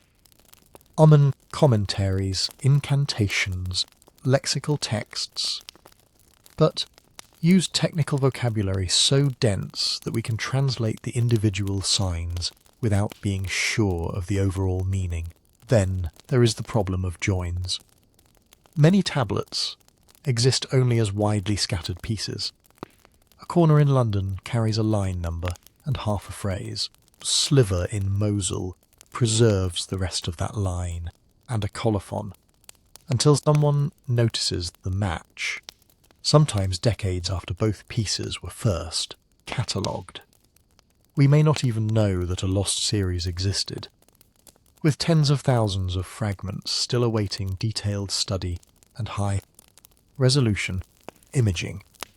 It is likely that parts of Ashurbanipal's collection and of Ebla's and Hattus's are effectively unread because their components have not yet been reassembled. Given all this, cautious speculation has a place, but it has to stay marked as speculation. When we imagine the missing genres, we are extrapolating from what little we do see. A proverb tablet here, stray hymn there, a school exercise that copies a line of obviously humorous verse, plausible, that for every formal epic preserved in multiple copies, there were many shorter tales told only in spoken form, perhaps occasionally scribbled in ephemeral media, like waxed wooden boards that did not survive fire and mud, plausible, that politically sensitive narratives, critical songs, alternative origin myths for rival dynasties, local stories that downplayed the king's centrality, were lively in oral tradition but kept off official clay. Yet plausibility is not proof. the archive's silences resist easy filling in. What a royal library did not preserve is therefore double. There is what it never tried to record, and what it once held but we can no longer reconstruct. Between the two lies the space where most human experience took place, spoken, sung, gestured, remembered without ever passing through a stylus. To understand ancient archives, we have to read not only the baked lines that survived the fires, but also the gaps between them, and the choices that put some words on clay, while leaving others to vanish with the voices that spoke them. If Nineveh shows us what a late Assyrian king wanted on his shelves, Hattusa lets us walk through something stranger, written memory of a kingdom where almost nobody spoke the main archive language as their mother tongue. High in the hills of central Anatolia, at modern Bogazköy in Turkey, the Hittites built their capital. By the 14th and 13th centuries BCE, late Bronze Age, roughly the time of Akhenaten and Ramesses in Egypt, Hattusa was a fortified city of gates and temples and storage magazines, place where roads from Syria, the Aegean and the Black Sea all met. Under its ruined palaces and sanctuaries, archaeologists have found what is effectively the central archive of a whole empire. The numbers alone are daunting. Excavations since 1906 have recovered on the order of 25,000 tablets and many more fragments from Hattusa, most of them from temple and palace contexts on the Acropolis and the lower city. Some rooms seem to have been dedicated tablet repositories. Their shelves collapsed and baked by the same destruction that brought the empire down around 1200 BCE. Others were mixed storerooms where administrative notes lay beside ritual texts or letters gone out of date. If you stack the publication volumes on a table, they form a small wall. And yet, beneath the scale, first impression is not abundance, but complexity. Unlike at Ebla or early Uruk, Hattusa's clay is multilingual by design. The script is cuneiform, adapted ultimately from Mesopotamia, but the languages written with it form a small universe. The bulk of the archive is in what we call Hittite. Speakers called it the language of Hatti. It belongs to the Indo-European family, distantly related to later tongues like Greek and Latin. But it sits at a very early, conservative branch. Mixed in with Hittite are texts in Luwian and Palaic, two other Anatolian Indo-European languages, probably spoken in different regions of the kingdom. There are hundreds of tablets in Hurrian, non-Indo-European language associated with Syria and the kingdom of Mitanni, reflecting deep cultural entanglement with the south and southeast. Cutting across all of this is Akkadian, the international diplomatic and scholarly language of the late Bronze Age, from which Hittite scribes originally borrowed their writing system. On a single shelf in a Hattusa storeroom, you might have found an Akkadian treaty with Egypt, Hittite legal code, a Hurrian, Hittite bilingual hymn, and a ritual in Luwian written with Hittite explanatory glosses. This linguistic layering shapes everything we can say about what Hattusa's archive was and what it left out. Frost. When we ask what is actually written on these thousands of tablets, the answer looks familiar at first glance. Hittite kings, like their Mesopotamian and Egyptian peers, loved treaties. The most famous, with Ramesses II after the Battle of Kadesh, survives in both Akkadian and Egyptian versions. Hattusa has others. Agreements with vassal rulers in Syria and Anatolia, oaths sworn by local kings, boundary settlements, codifying who controls which fortresses or pastures. Many are recorded in Akkadian, the shared diplomatic language, often with Hittite translations or summaries attached for internal use. There are laws, long Hittite law collection that sets fines and compensations for injuries, theft, adultery, property disputes.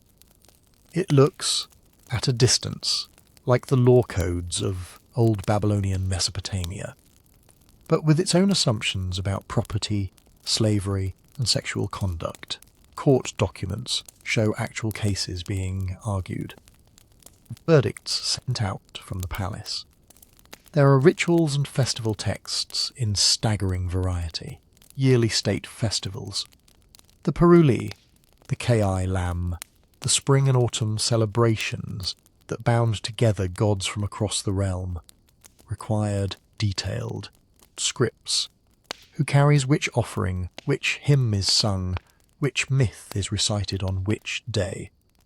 Many of these ritual tablets are in Hittite, but some incorporate Luwian or Hurrian refrains, preserving bits of liturgical language that may already have sounded archaic or exotic to the scribes who copied them. Mythological narratives weave through the corpus. Stories of the storm god Tahuna, the grain god Telepinu, who disappears and must be brought back to restore fertility, of divine struggles and reconciliations. Some are in Hittite, some translated or adapted from Hurrian originals. They sit side by side with omen texts, incantations against illness or sorcery, and instructions for royal purifications, many of them declared in colophons to be secret of the great king. Then there is the correspondence, hundreds of letters, royal orders to governors, reports from frontier officials, complaints from vassal kings who feel slighted, requests for grain shipments during famine, diplomatic exchanges with Babylon, Assyria, and Egypt.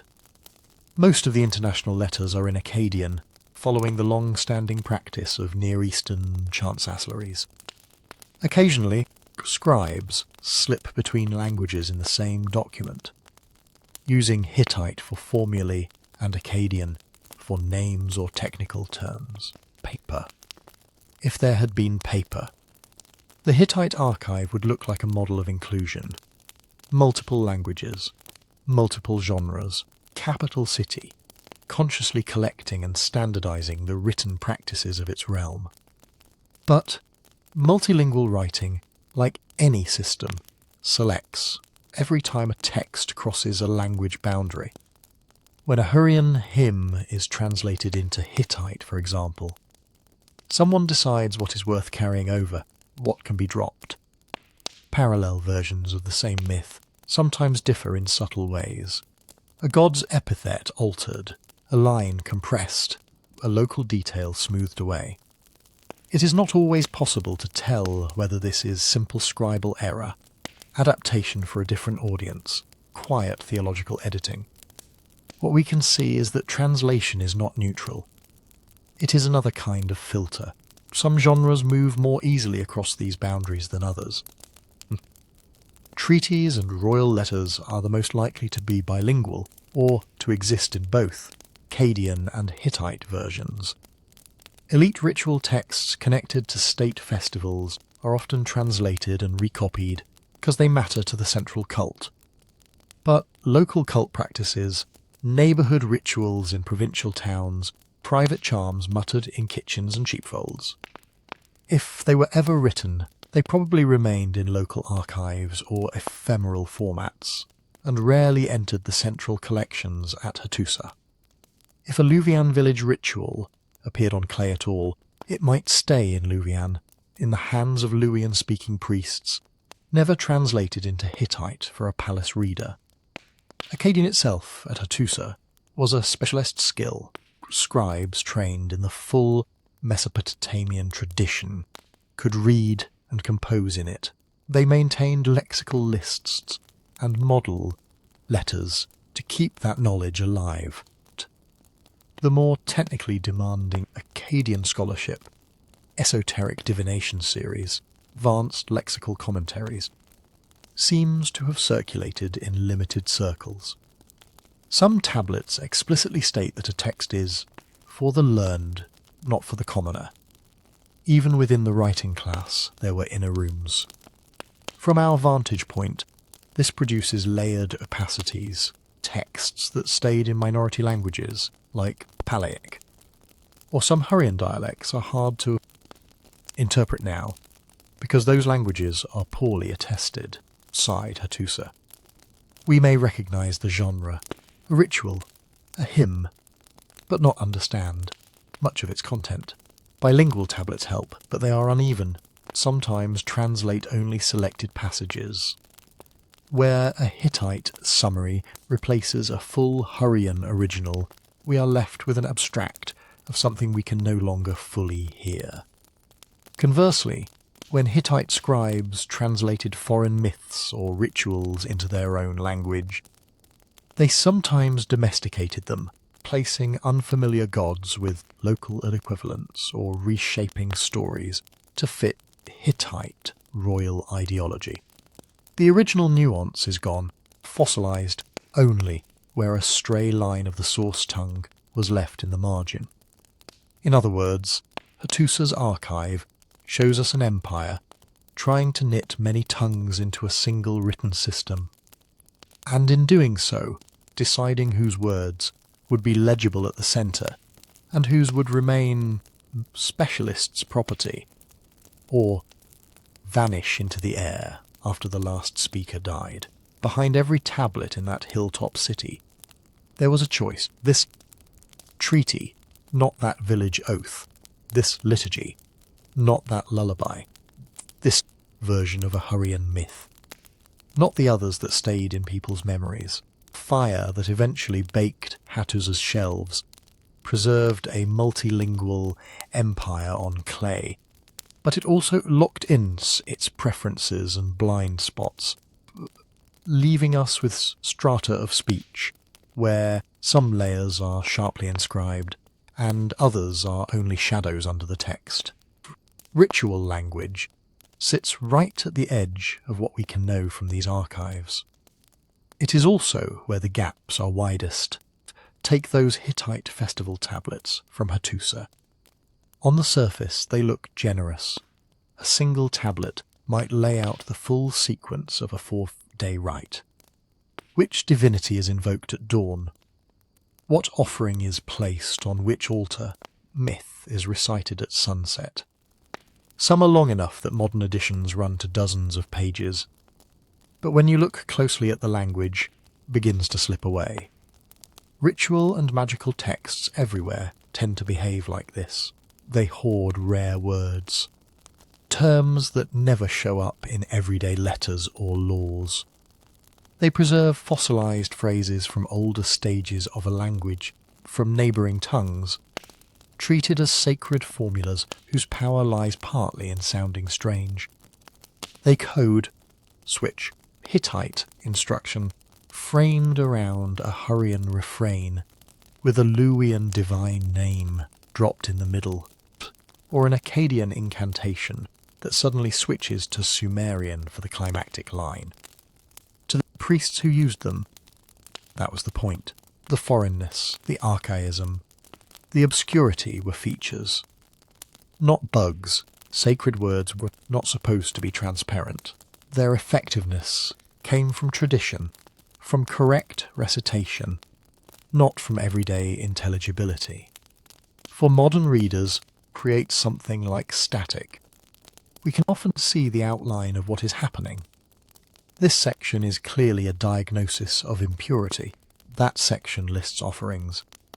This refrain looks like an exorcistic formula, but the individual words may be one-offs with no parallels, or loanwords, from a ritual jargon we barely know.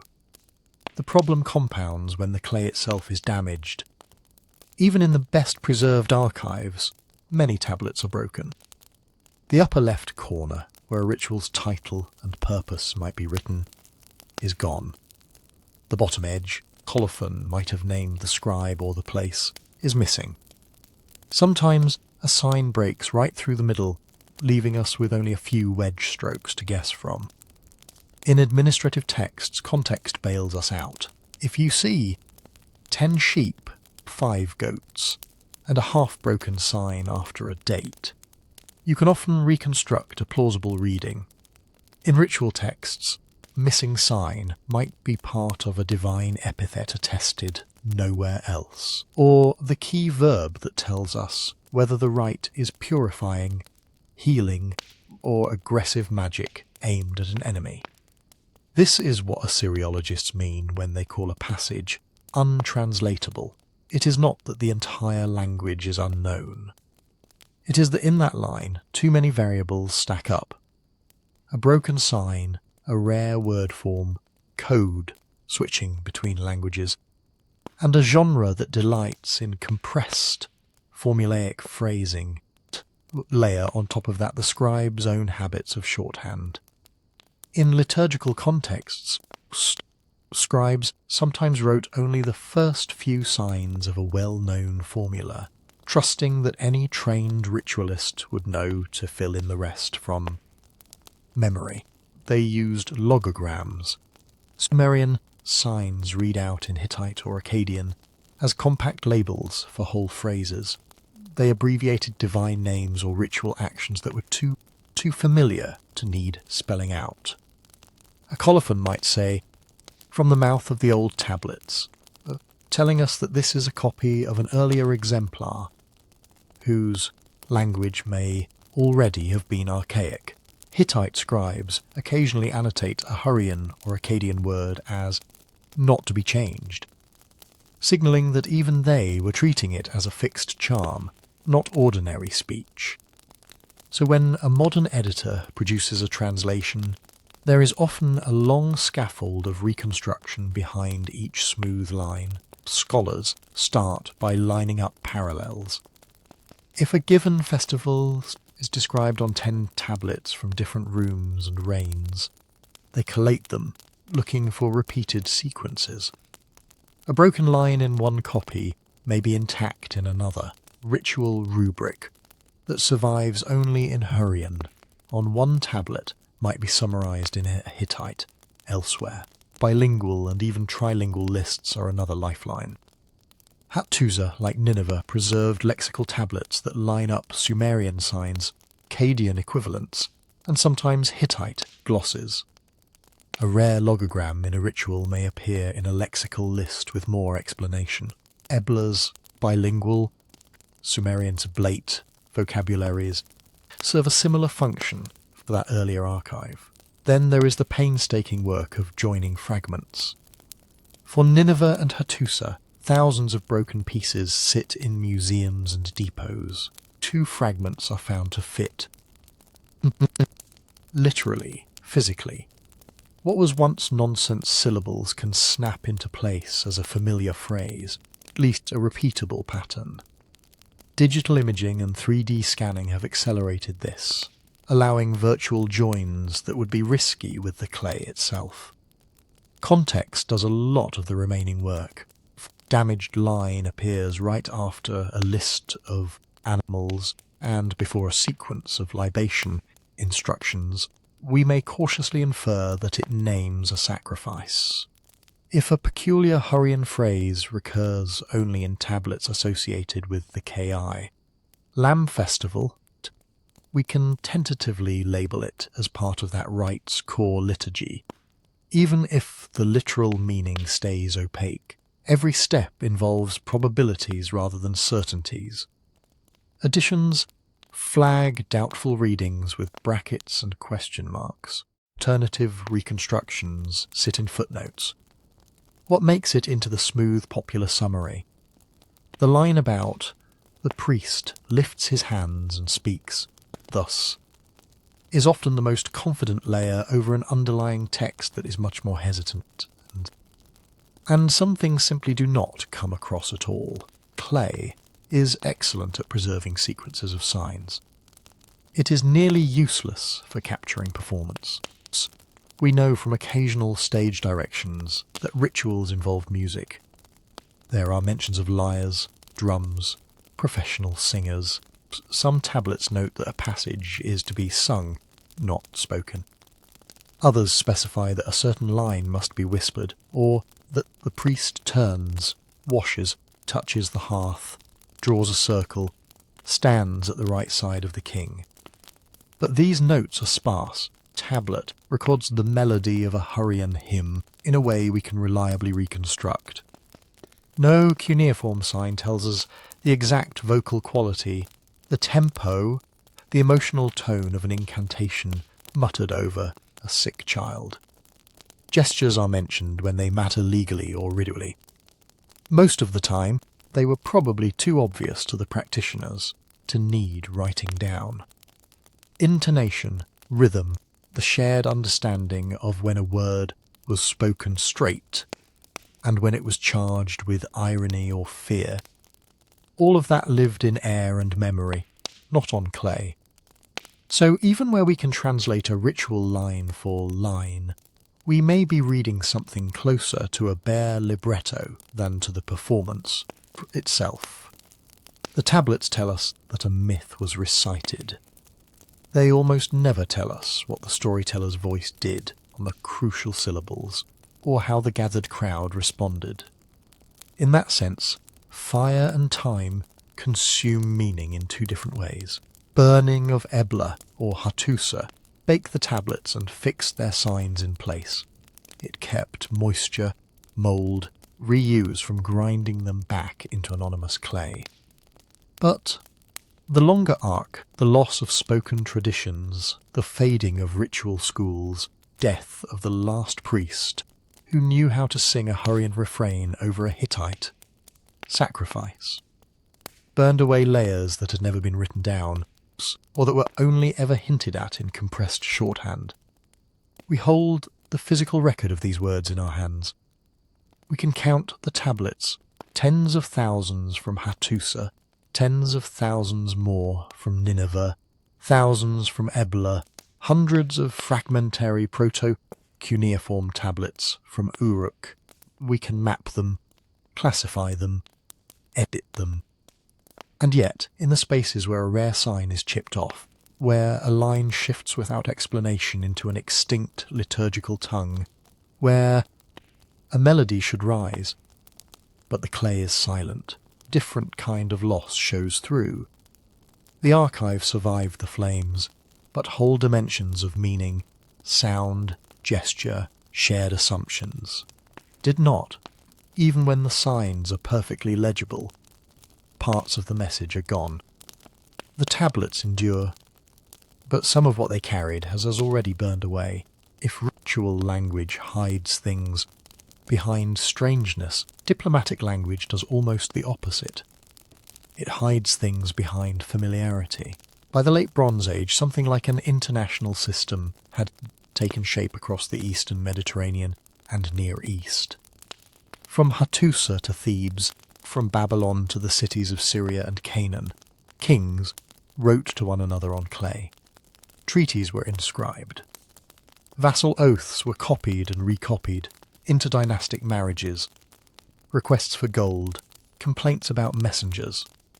Whole lifetimes of statecraft ended up pressed into tablets. On the surface, looks like unprecedented transparency. For the mid-2nd millennium BCE, we have the correspondence from places like Amarna in Egypt, Hattusa in central Anatolia, and the Syrian city of Ugarit. For the 13th century, the Hittite archives preserve multilingual treaties with Egypt, Mitanni, and a patchwork of lesser kings. Ashurbanipal's Nineveh, half a millennium later, would inherit that same habit of recording international agreements on clay and tucking them into palace rooms. When you start reading the words, something else becomes obvious. Everyone is speaking in a script they already know. Hittite treaties, for example, are strikingly formulaic. A typical text from Hattusa will begin with an elaborate preamble. These are the words of the son, the great king, the king of Hatti, followed by the name of the vassal king. A historical prologue narrates how the great king took pity on this ruler, placed him on the throne of his fathers, rescued him from his enemies. Then come the stipulations, what the vassal must and must not do, followed by long lists of divine witnesses and curses for disobedience. When you lay several of these treaties side by side, patterns jump out. Whole paragraphs repeat almost unchanged formulas, curse lists, standard assurances of friendship and brotherhood show up again and again. The names change. The basic structure does not. That is not an accident. Formulae made the documents legible within a shared diplomatic culture. Scribe in Hattusa and one in Ugarit, both trained on Akkadian models, knew what to speak good words of the king, or to be at peace and in brotherhood forever, meant as legal phrases. They also kept negotiations within familiar grooves. If every treaty uses the same curse section, you do not need to argue about which gods will punish a rebel. They are already on the list. Flip side is that those same formulae smooth over the rough edges of what was actually happening. In the text, a vassal freely swears loyalty on the ground. That oath may have been extracted after a military defeat. Under the shadow of occupying troops, clause about sending troops whenever the great king calls reads as mutual defence. In practice, might bind one party to supply soldiers for distant Hittite campaigns that offered them little in return. Letters between kings behave similarly. The Amarna tablets from Egypt's short-lived capital are full of standardized greetings. To the king, my brother, thus says the king of Hatti, brother. For me, all is well. For you may all be well. For your household, your wives, your sons, your chariots, your troops, your country, may all be very well. Variants of this string of wishes appear dozens of times. Inside that envelope of politeness, you occasionally glimpse strain. King complains that the last shipment of gold was too small. Another notes acidly that the horses sent as a royal gift were not up to proper standards.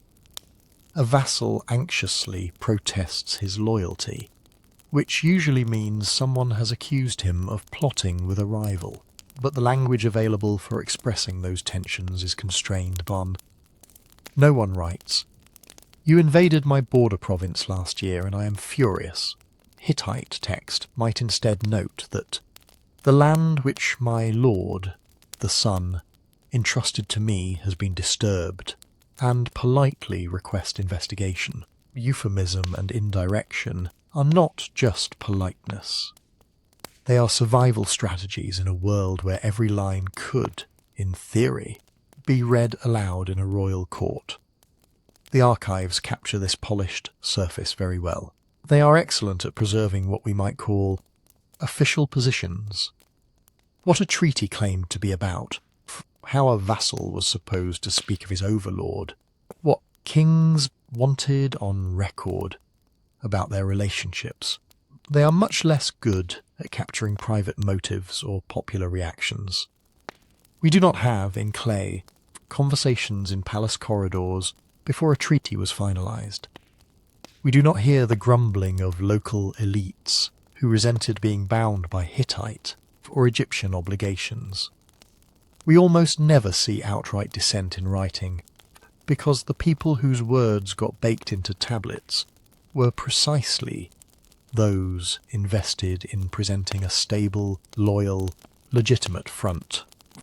Even when fear and coercion are present, the formulas tend to fold them back into familiar shapes. Vassal, who has just survived a Hittite punitive campaign, may be forced to swear, "If I do not keep the oath of the king, may the 1,000 gods of Hatti destroy me." The violence that made that oath persuasive does not need explaining. Formula takes over and says everything, and nothing at once. Another layer of silence comes from how unevenly these records survive.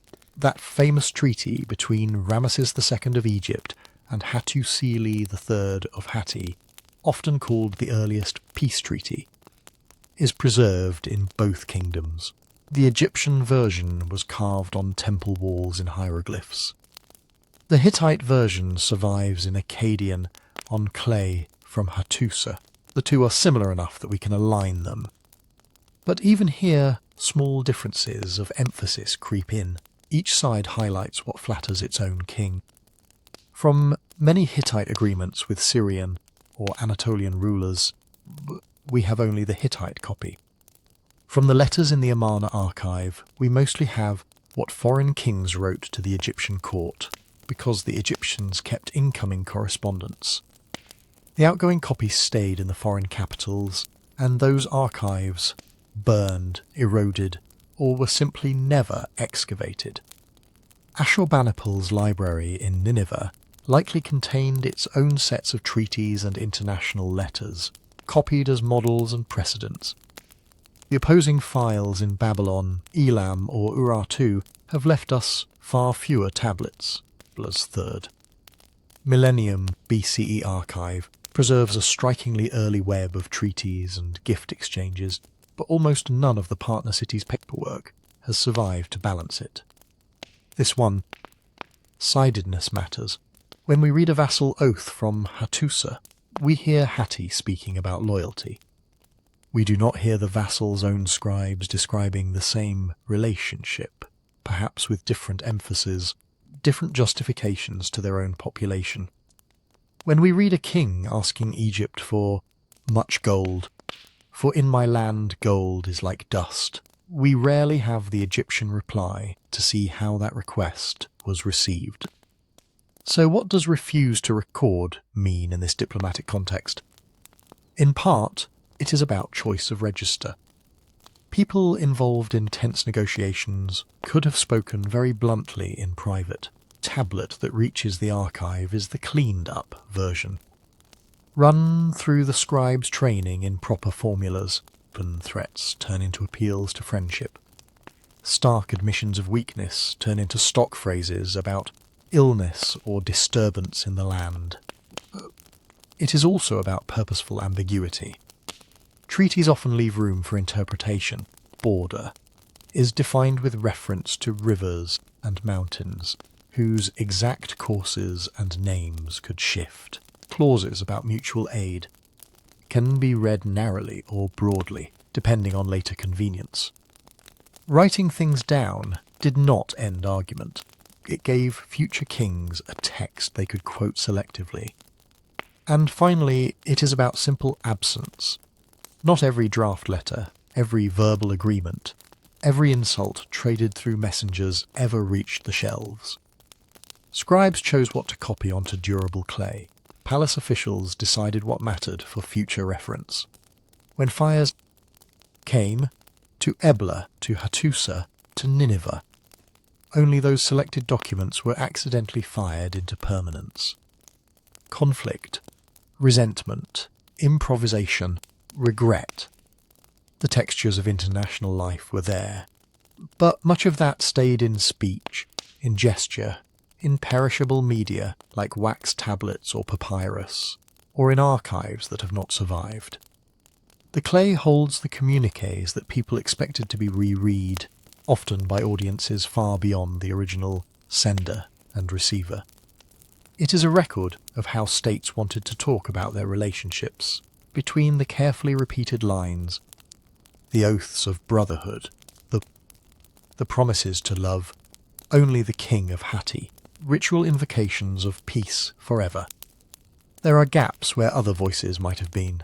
Tablets do not so much lie as narrow the beam of light.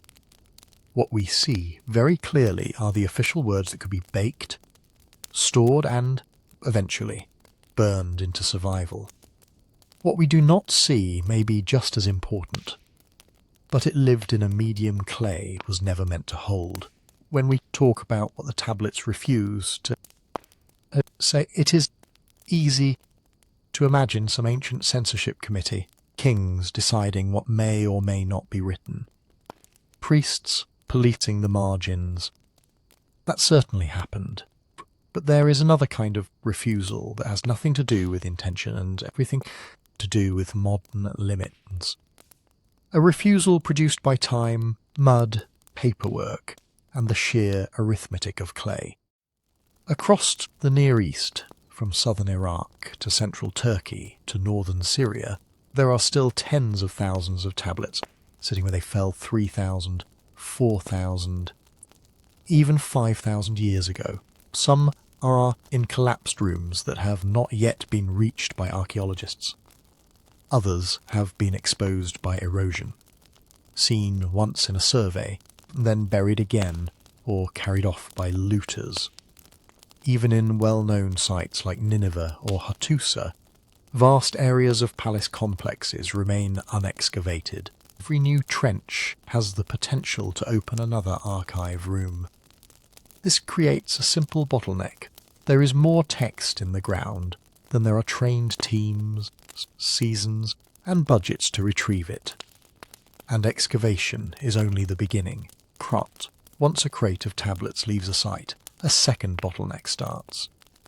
Clay is tougher than papyrus, but it is still fragile. Many tablets were only partially fired by ancient disasters. They crumble if they dry too quickly or if salts crystallize on their surfaces.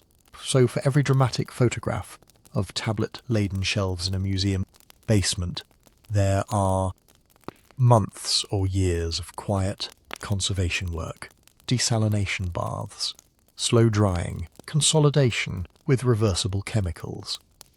Then there is documentation. In the early decades of Assyriology, tablet might be drawn once, hand-copied and published. Today, the standard is much higher.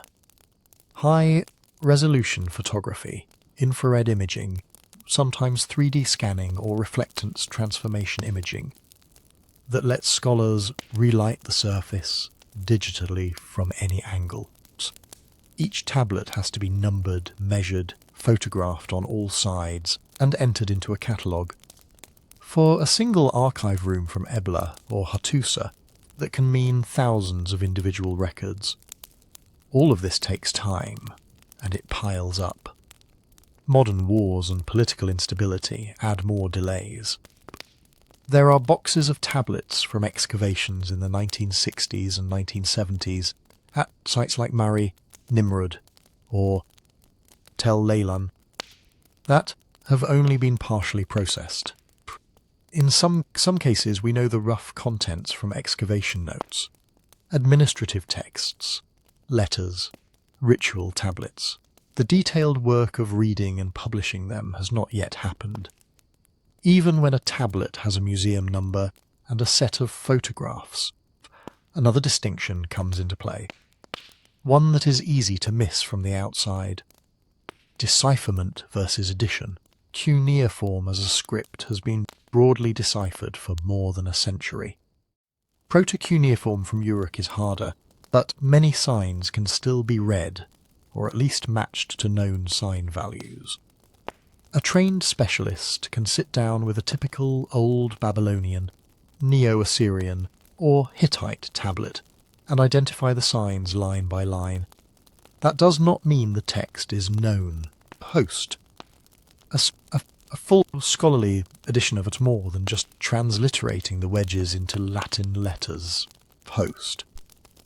It involves checking sign shapes against lists, proposing readings where the surface is damaged, comparing this tablet to similar texts from other sites, identifying personal names, toponyms, and technical terms.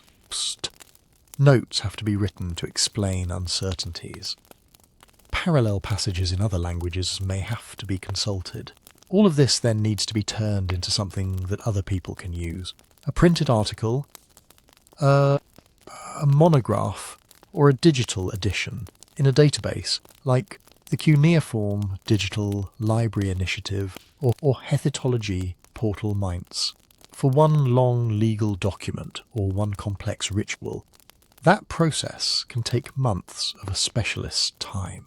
Multiply that by hundreds of thousands of tablets, around 30,000 from Ashurbanipal's Nineveh alone, roughly 17,000 from Ebla, tens of thousands from various levels at Uruk, several tens of thousands more from Hattusa and satellite Hittite sites.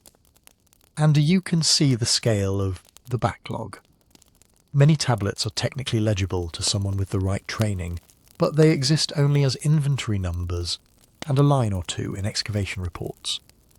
They are undeciphered in practice because their contents have never been fully edited, translated, and folded into the larger story. Then there is the problem of fragmentation. Fires that saved archives also shattered them. Walls collapsed on shelves. Roof beams crashed down onto heaps of soft clay. When archaeologists uncover a burnt archive room in Hattusa or Nineveh, they do not find neat stacks of books. They find layers of fragments. A single original tablet may now exist as a dozen pieces scattered through different trays, even different museums. Working out which pieces belong together is called joining. Some joins are obvious. Two edges with matching breaks, the same line of text continuing. Others are subtle. A corner with 3 lines of a Neo-Assyrian omen text in London might actually connect to a fragment in Berlin excavated decades later from the same room. Scholars have literally walked museum storerooms with photographs and magnifying lenses, searching for joins by hand. Modern tools help. Digital databases let researchers search for identical strings of signs across thousands of tablets. So, if 2 fragments preserve overlapping parts of the same line, software can flag a possible match. Reflectance imaging can bring out faint signs that were previously invisible, allowing broken pieces to be read more fully and compared. Experimental AI systems are being trained to suggest joins based on break patterns, sign spacing, and curvature. But again, this all takes time. For a successful join can suddenly change what a tablet says. A text once thought to be a short incantation might turn out to be one part of a much longer ritual when its fragments are reunited.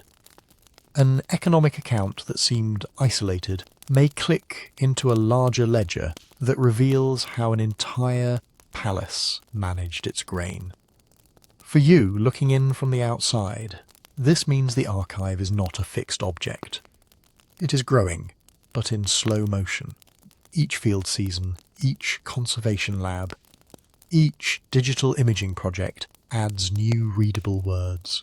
Newly published edition of a tablet from Ebla or Nineveh or Hattusa can nudge interpretations of earlier texts or overturn old assumptions entirely. A king's reign that once seemed well documented may suddenly gain a new treaty, a new list of officials, a new omen series copied in his time. So when historians or popular accounts talk about what these archives show, what Ebla was really like, what Ashurbanipal knew, what Uruk's first scribes cared to record, it is worth remembering that much of the material evidence is still in flux. Not because the past is changing, but because our sample of it is. Thousands of tablets remain unread, not because they are in an unknown script, because they are unexcavated, unconserved, unphotographed, unjoined, or simply unedited. Our reconstructions rest on the small fractions that has made it all the way through that pipeline. Any firm conclusion drawn from that fraction comes with an invisible asterisk. Valid so far. Given what has been dug up, glued back together, painstakingly copied. The library that fire preserved is still being opened, shelf by shelf, shard by shard. Its silences may yet shrink or deepen as more of its clay finally begins to speak. Before any of that clay passes through our modern bottlenecks, it has already gone through 3 older filters. The first filter is what anyone bothered to put on clay in the first place.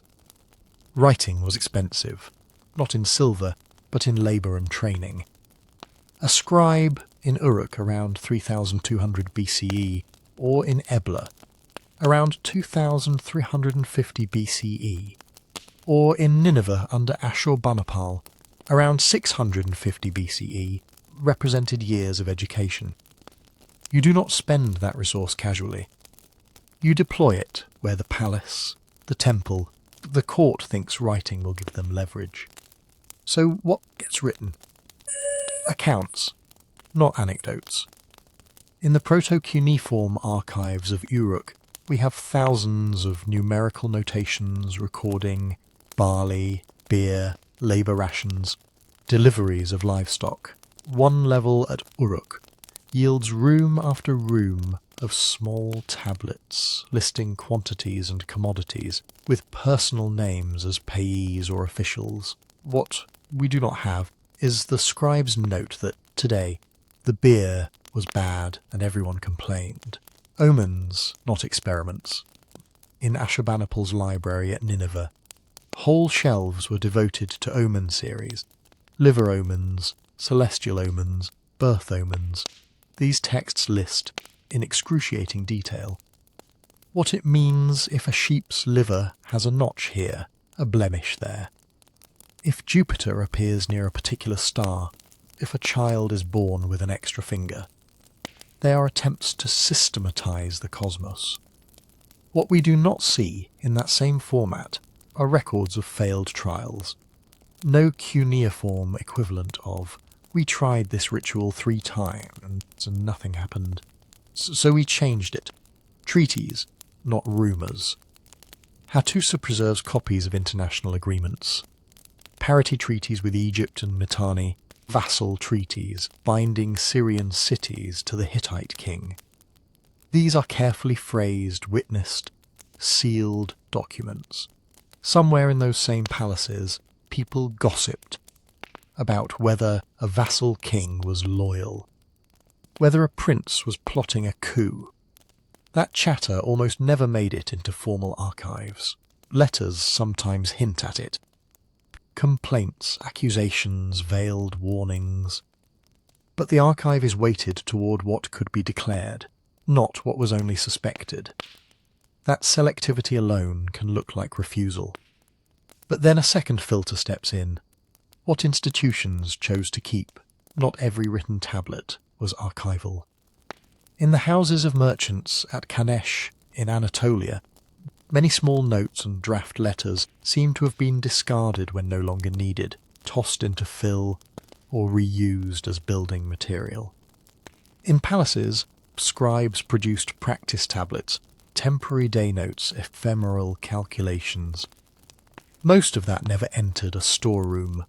It was wiped, reused, or left to dry and crumble. Ebla's great archive of around 17,000 tablets did not preserve everything the city ever wrote, preserved what, at the moment of destruction, was sitting in storerooms that the palace regarded as permanent.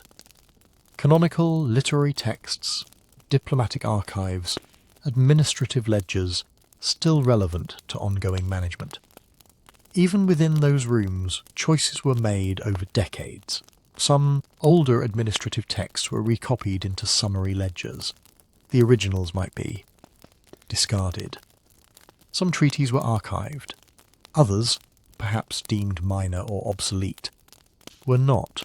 Institutions could also decide what not to keep. This is where censorship shades in, not as a hidden cabal, but as routine gatekeeping.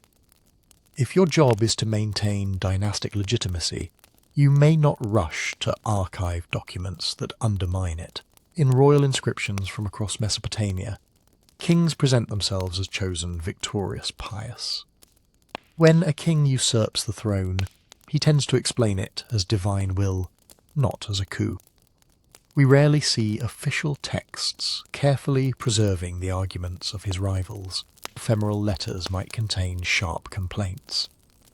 Archives of state tend to tilt toward the winning narrative. At Hattusa, later a Hittite kings, sometimes copied and preserved edicts of earlier rulers. But they also issued new versions that quietly revised history, adjusted succession order, or reinterpreted treaties. The earlier text might be filed away in a less accessible space, or not recopied at all. Time. What was easiest to reach and quote became the official memory. Religious orthodoxy worked the same way, but slowly. Ashurbanipal proudly claimed he had gathered all the tablets of the lands for his library, yet that library is not a neutral atlas of Assyrian thought.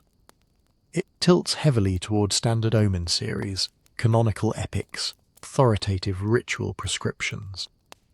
We have vanishingly little from heterodox cults, local experiments, private devotional practices of ordinary people. Were such texts never written, or simply never invited into a royal collection that imagined itself as an encyclopedic standard? In Ebla's ritual texts, certain gods appear frequently. Others in the region are almost invisible. That may reflect genuine local priorities. It may also mean that when palace scribes selected which rituals to canonize, they favoured cults with political backing and ignored marginal ones. A host, we have to be cautious here. There is a temptation to see every gap as proof of suppression. The absence of a rebellious poem in Ashurbanipal's library does not prove it ever existed.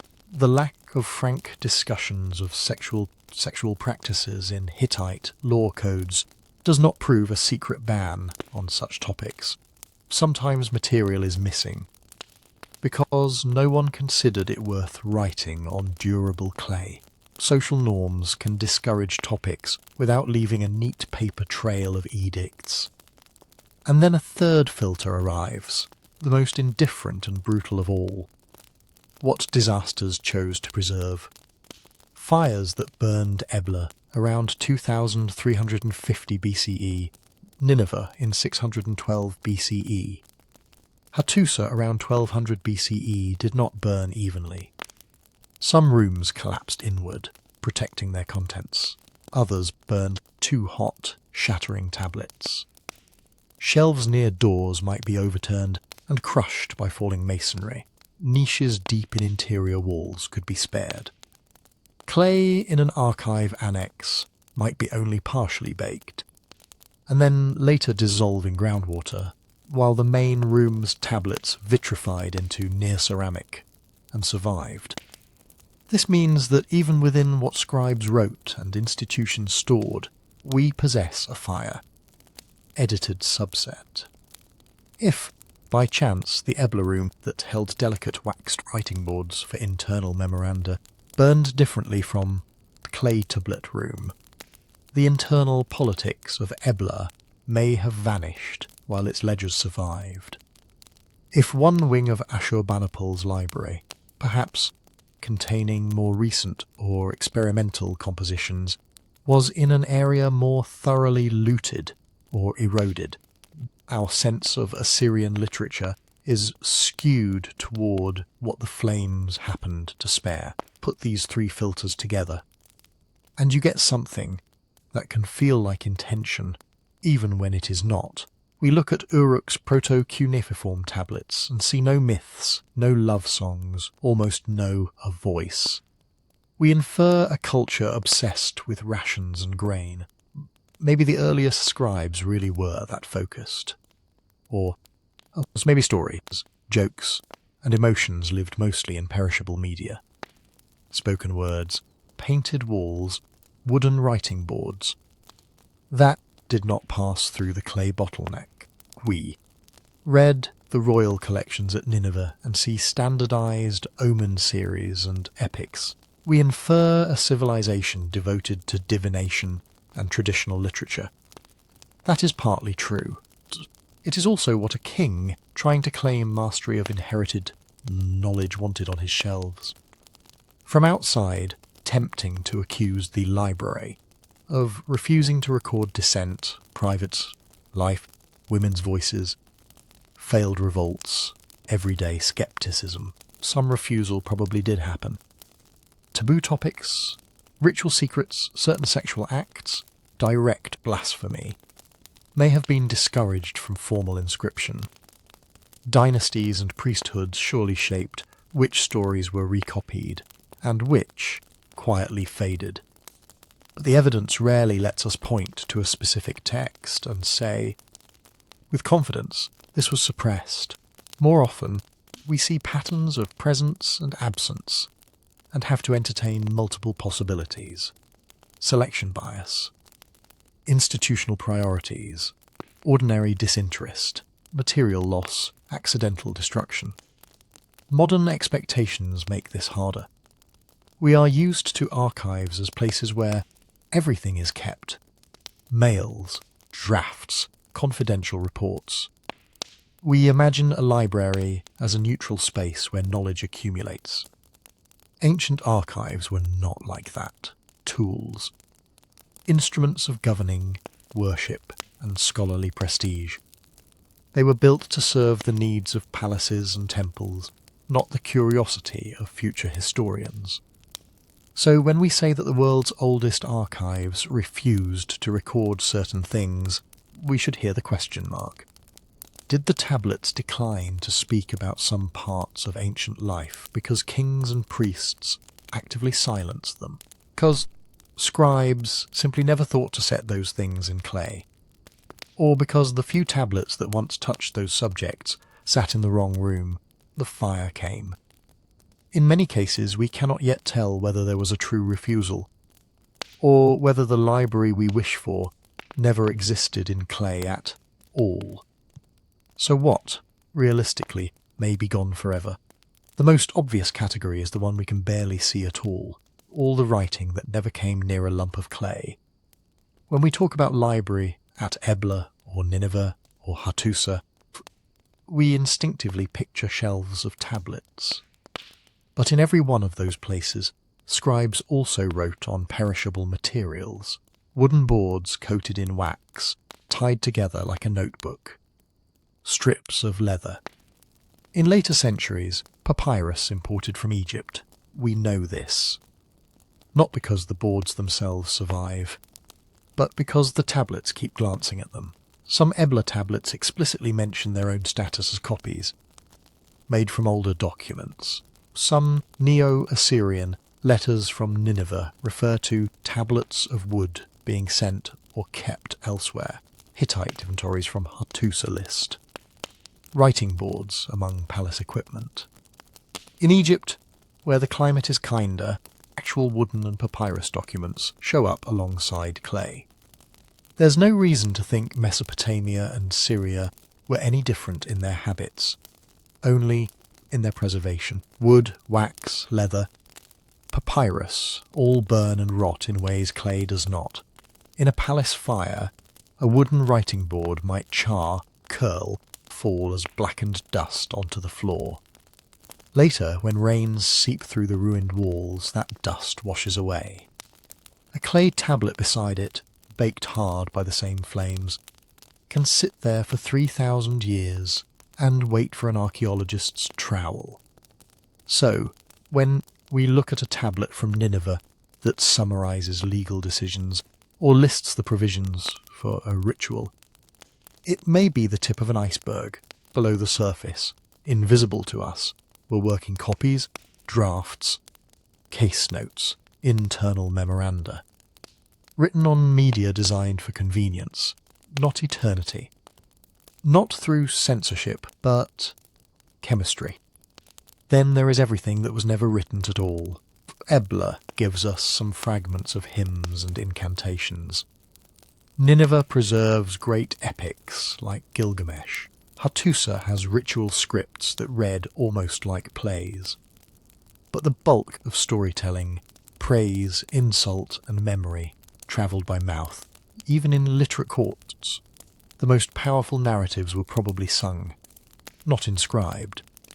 Victory songs after a battle, laments after a famine, jokes about greedy officials, family histories recited during ancestor rituals, Whole epics could live for centuries in the memories of bards. Before anyone tried to fix a version in writing, thought. We suspect this partly because when written versions do appear, they already feel mature.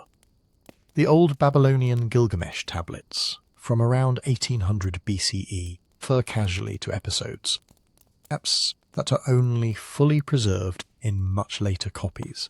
Hittite ritual texts sometimes allude to ancient words that must be spoken exactly as received, implying a chain of oral transmission older than the tablet in front of us. Most of those chains snapped without leaving a trace. Behind every written myth we can read, there were probably cousins and rivals that never touched clay. Local creation stories from small, satirical riffs on royal propaganda, regional variants of gods' adventures that never became canonical enough to attract a scribe's attention. In that sense, the libraries we celebrate may have frozen only one branch of a great living tree of stories, while the rest decayed quietly in unrecorded speech. Sight loss adds another level of disappearance. Ebla, Nineveh, Hattusa, Great Uruk levels. These are famous because they were found, excavated, and, to varying degrees, documented, but the ancient Near East is dotted with tells and ruined mounds that have never been dug, or were disturbed long before archaeologists arrived.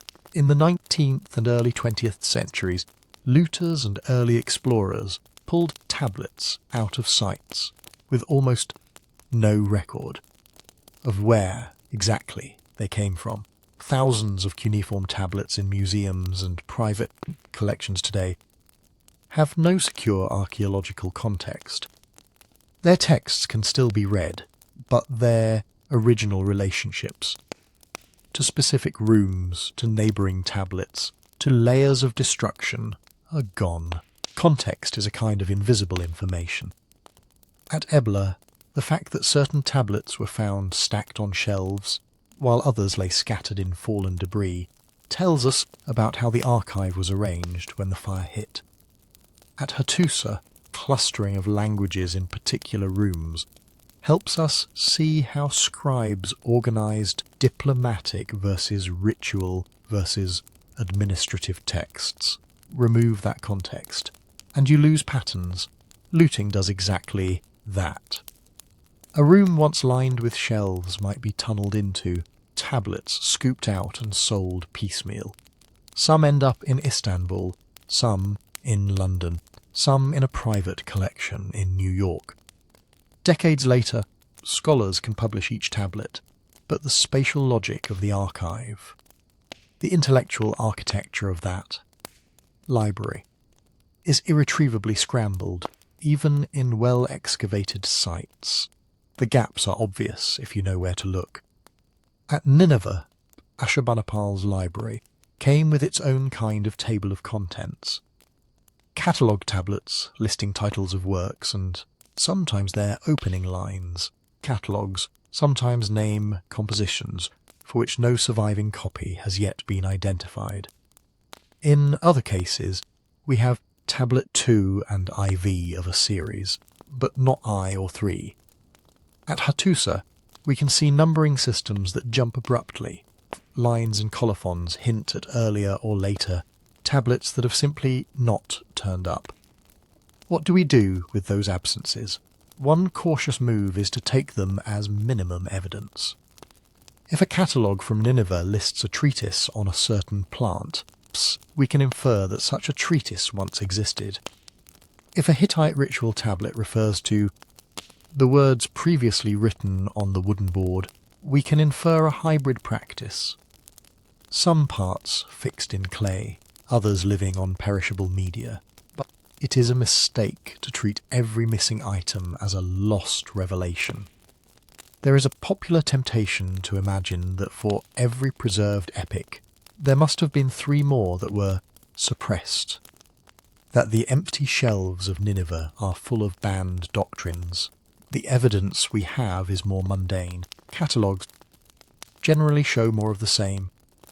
Additional omen series, further commentaries, variant ritual prescriptions, regional myths. Fascinating, yes. World-shattering, probably not. Here is one way to hold the mystery without tipping into conspiracy. Assume that what is missing would have complicated our picture, not overturned it. More medical recipes might show Mesopotamian healers were more experimental than we thought. They would still be working within a framework of gods, demons, and humours. More local myths from Syria might enrich our sense of how people imagined their gods. But they would still sit in a landscape of competing city cults, royal patronage, and regional politics. Speculation has its place, as long as we keep the labels clear. It is reasonable to imagine that somewhere in the missing portions of Ashurbanipal's library, there were texts giving more direct voice to women, provincial priests, to skeptical scholars who doubted certain omens. It is plausible that yet unfound rooms at Hattusa held more correspondence from vassal kings, more frustrated reports from border governors. It is tempting to picture lost notebooks in Uruk, where early scribes practiced not only numbers, but perhaps early experiments in narrative. It is also possible that we are already seeing the upper bound of what those institutions thought worth encoding in durable form.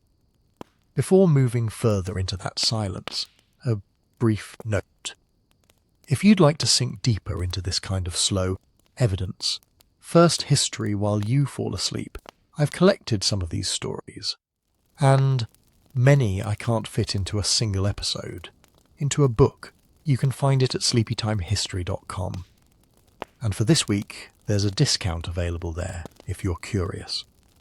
Because in the end, what may be gone forever is not just individual texts, but whole ways of arranging knowledge, entire local schools of divination that never got standardized into the big omen series, regional legal traditions that never made it into royal law codes, household rituals transmitted from grandmother to granddaughter and performed for centuries in courtyards that left no archives at all. Archives like Ebla, Nineveh, Uruk, Hattusa let us glimpse how some palaces tried to fix the world in writing. What is gone forever is the much larger universe of things that never needed clay to exist, and so could vanish without a trace when their last practitioners died. In the next part, we will try something harder, not just naming these absences, but listening to them, asking what the shape of the silence itself can still tell us about the worlds those fires did to not preserve. So what does that silence actually sound like when we lean in? One way to hear it is to walk, in your mind, through the 4 archive worlds we've been visiting, and notice not only what's on the shelves, but what's missing between them. Uruk, around 3300 BCE, gives us the faintest voice. A city of tens of thousands of people, religious and economic centre on the Euphrates.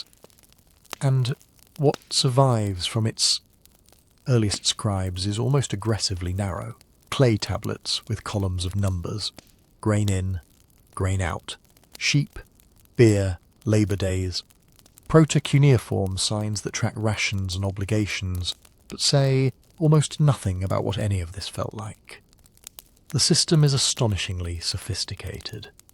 Hundreds of distinct signs, numerical notations that anticipate later sexagesimal math, standardized ways of recording commodities. Yet there are no narrative myths, no royal boasts, no personal letters from this earliest phase. Uruk's first archive recorded the flows of an economy, but it did not, far as we can see, record the inner life of the people who made that economy run. Then jump forward 1,000 years and a few hundred kilometres to Ebla.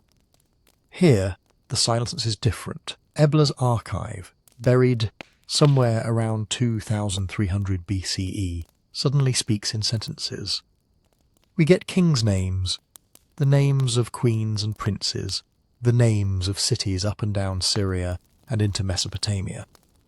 We see diplomatic marriages, cargoes of silver and timber, lists of offerings to gods, whose cults flicker briefly into view and then are gone. But even at Ebla, the archive prefers some voices to others. We hear the court, not the street. Royal decrees, not local gossip. Almost all the personal names we can see belong to men. Tablets tell us which gods received which sheep. But they are almost completely silent about how a farmer's family actually worshipped those gods. Courtyard shrine. When fire swept the palace, those tablets baked and waited for us.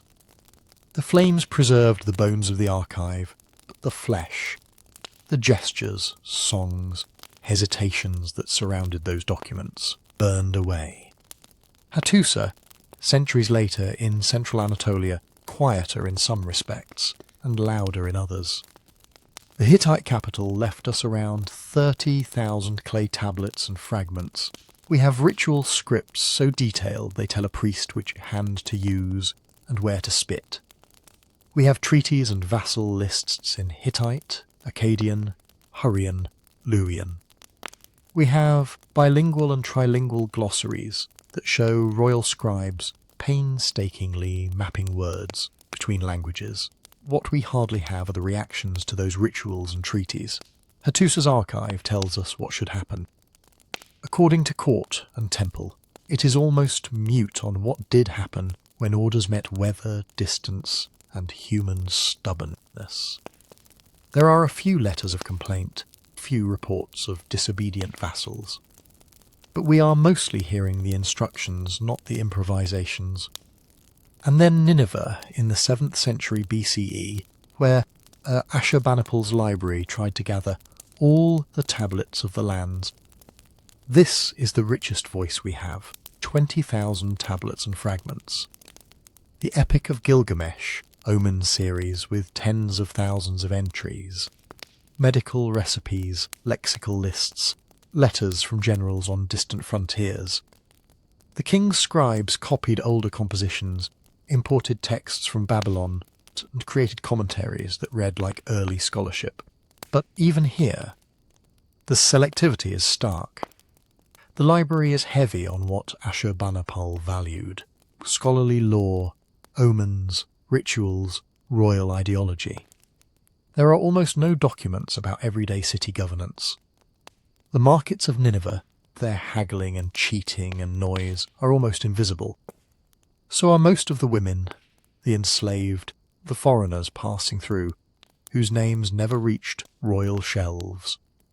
When Babylonian and Median armies burned Nineveh in 612 BCE, that fire turned a working royal repository into a time capsule. It froze Ashurbanipal's intellectual world in mid-gesture, but any tablets stored elsewhere, in wood and leather burned without leaving traces. Any stories that never interested a court scholar simply disappear from the record. Across all 4 sites, the same pattern holds. Destruction, paradoxically, preserves the most durable objects while erasing the wider web of meaning that once made them make sense. Fires at Ebla and Nineveh baked tablets but vaporized wooden boards. The final abandonment of Hattusa left tablets scattered on floors, divorced from their shelves and catalogue systems.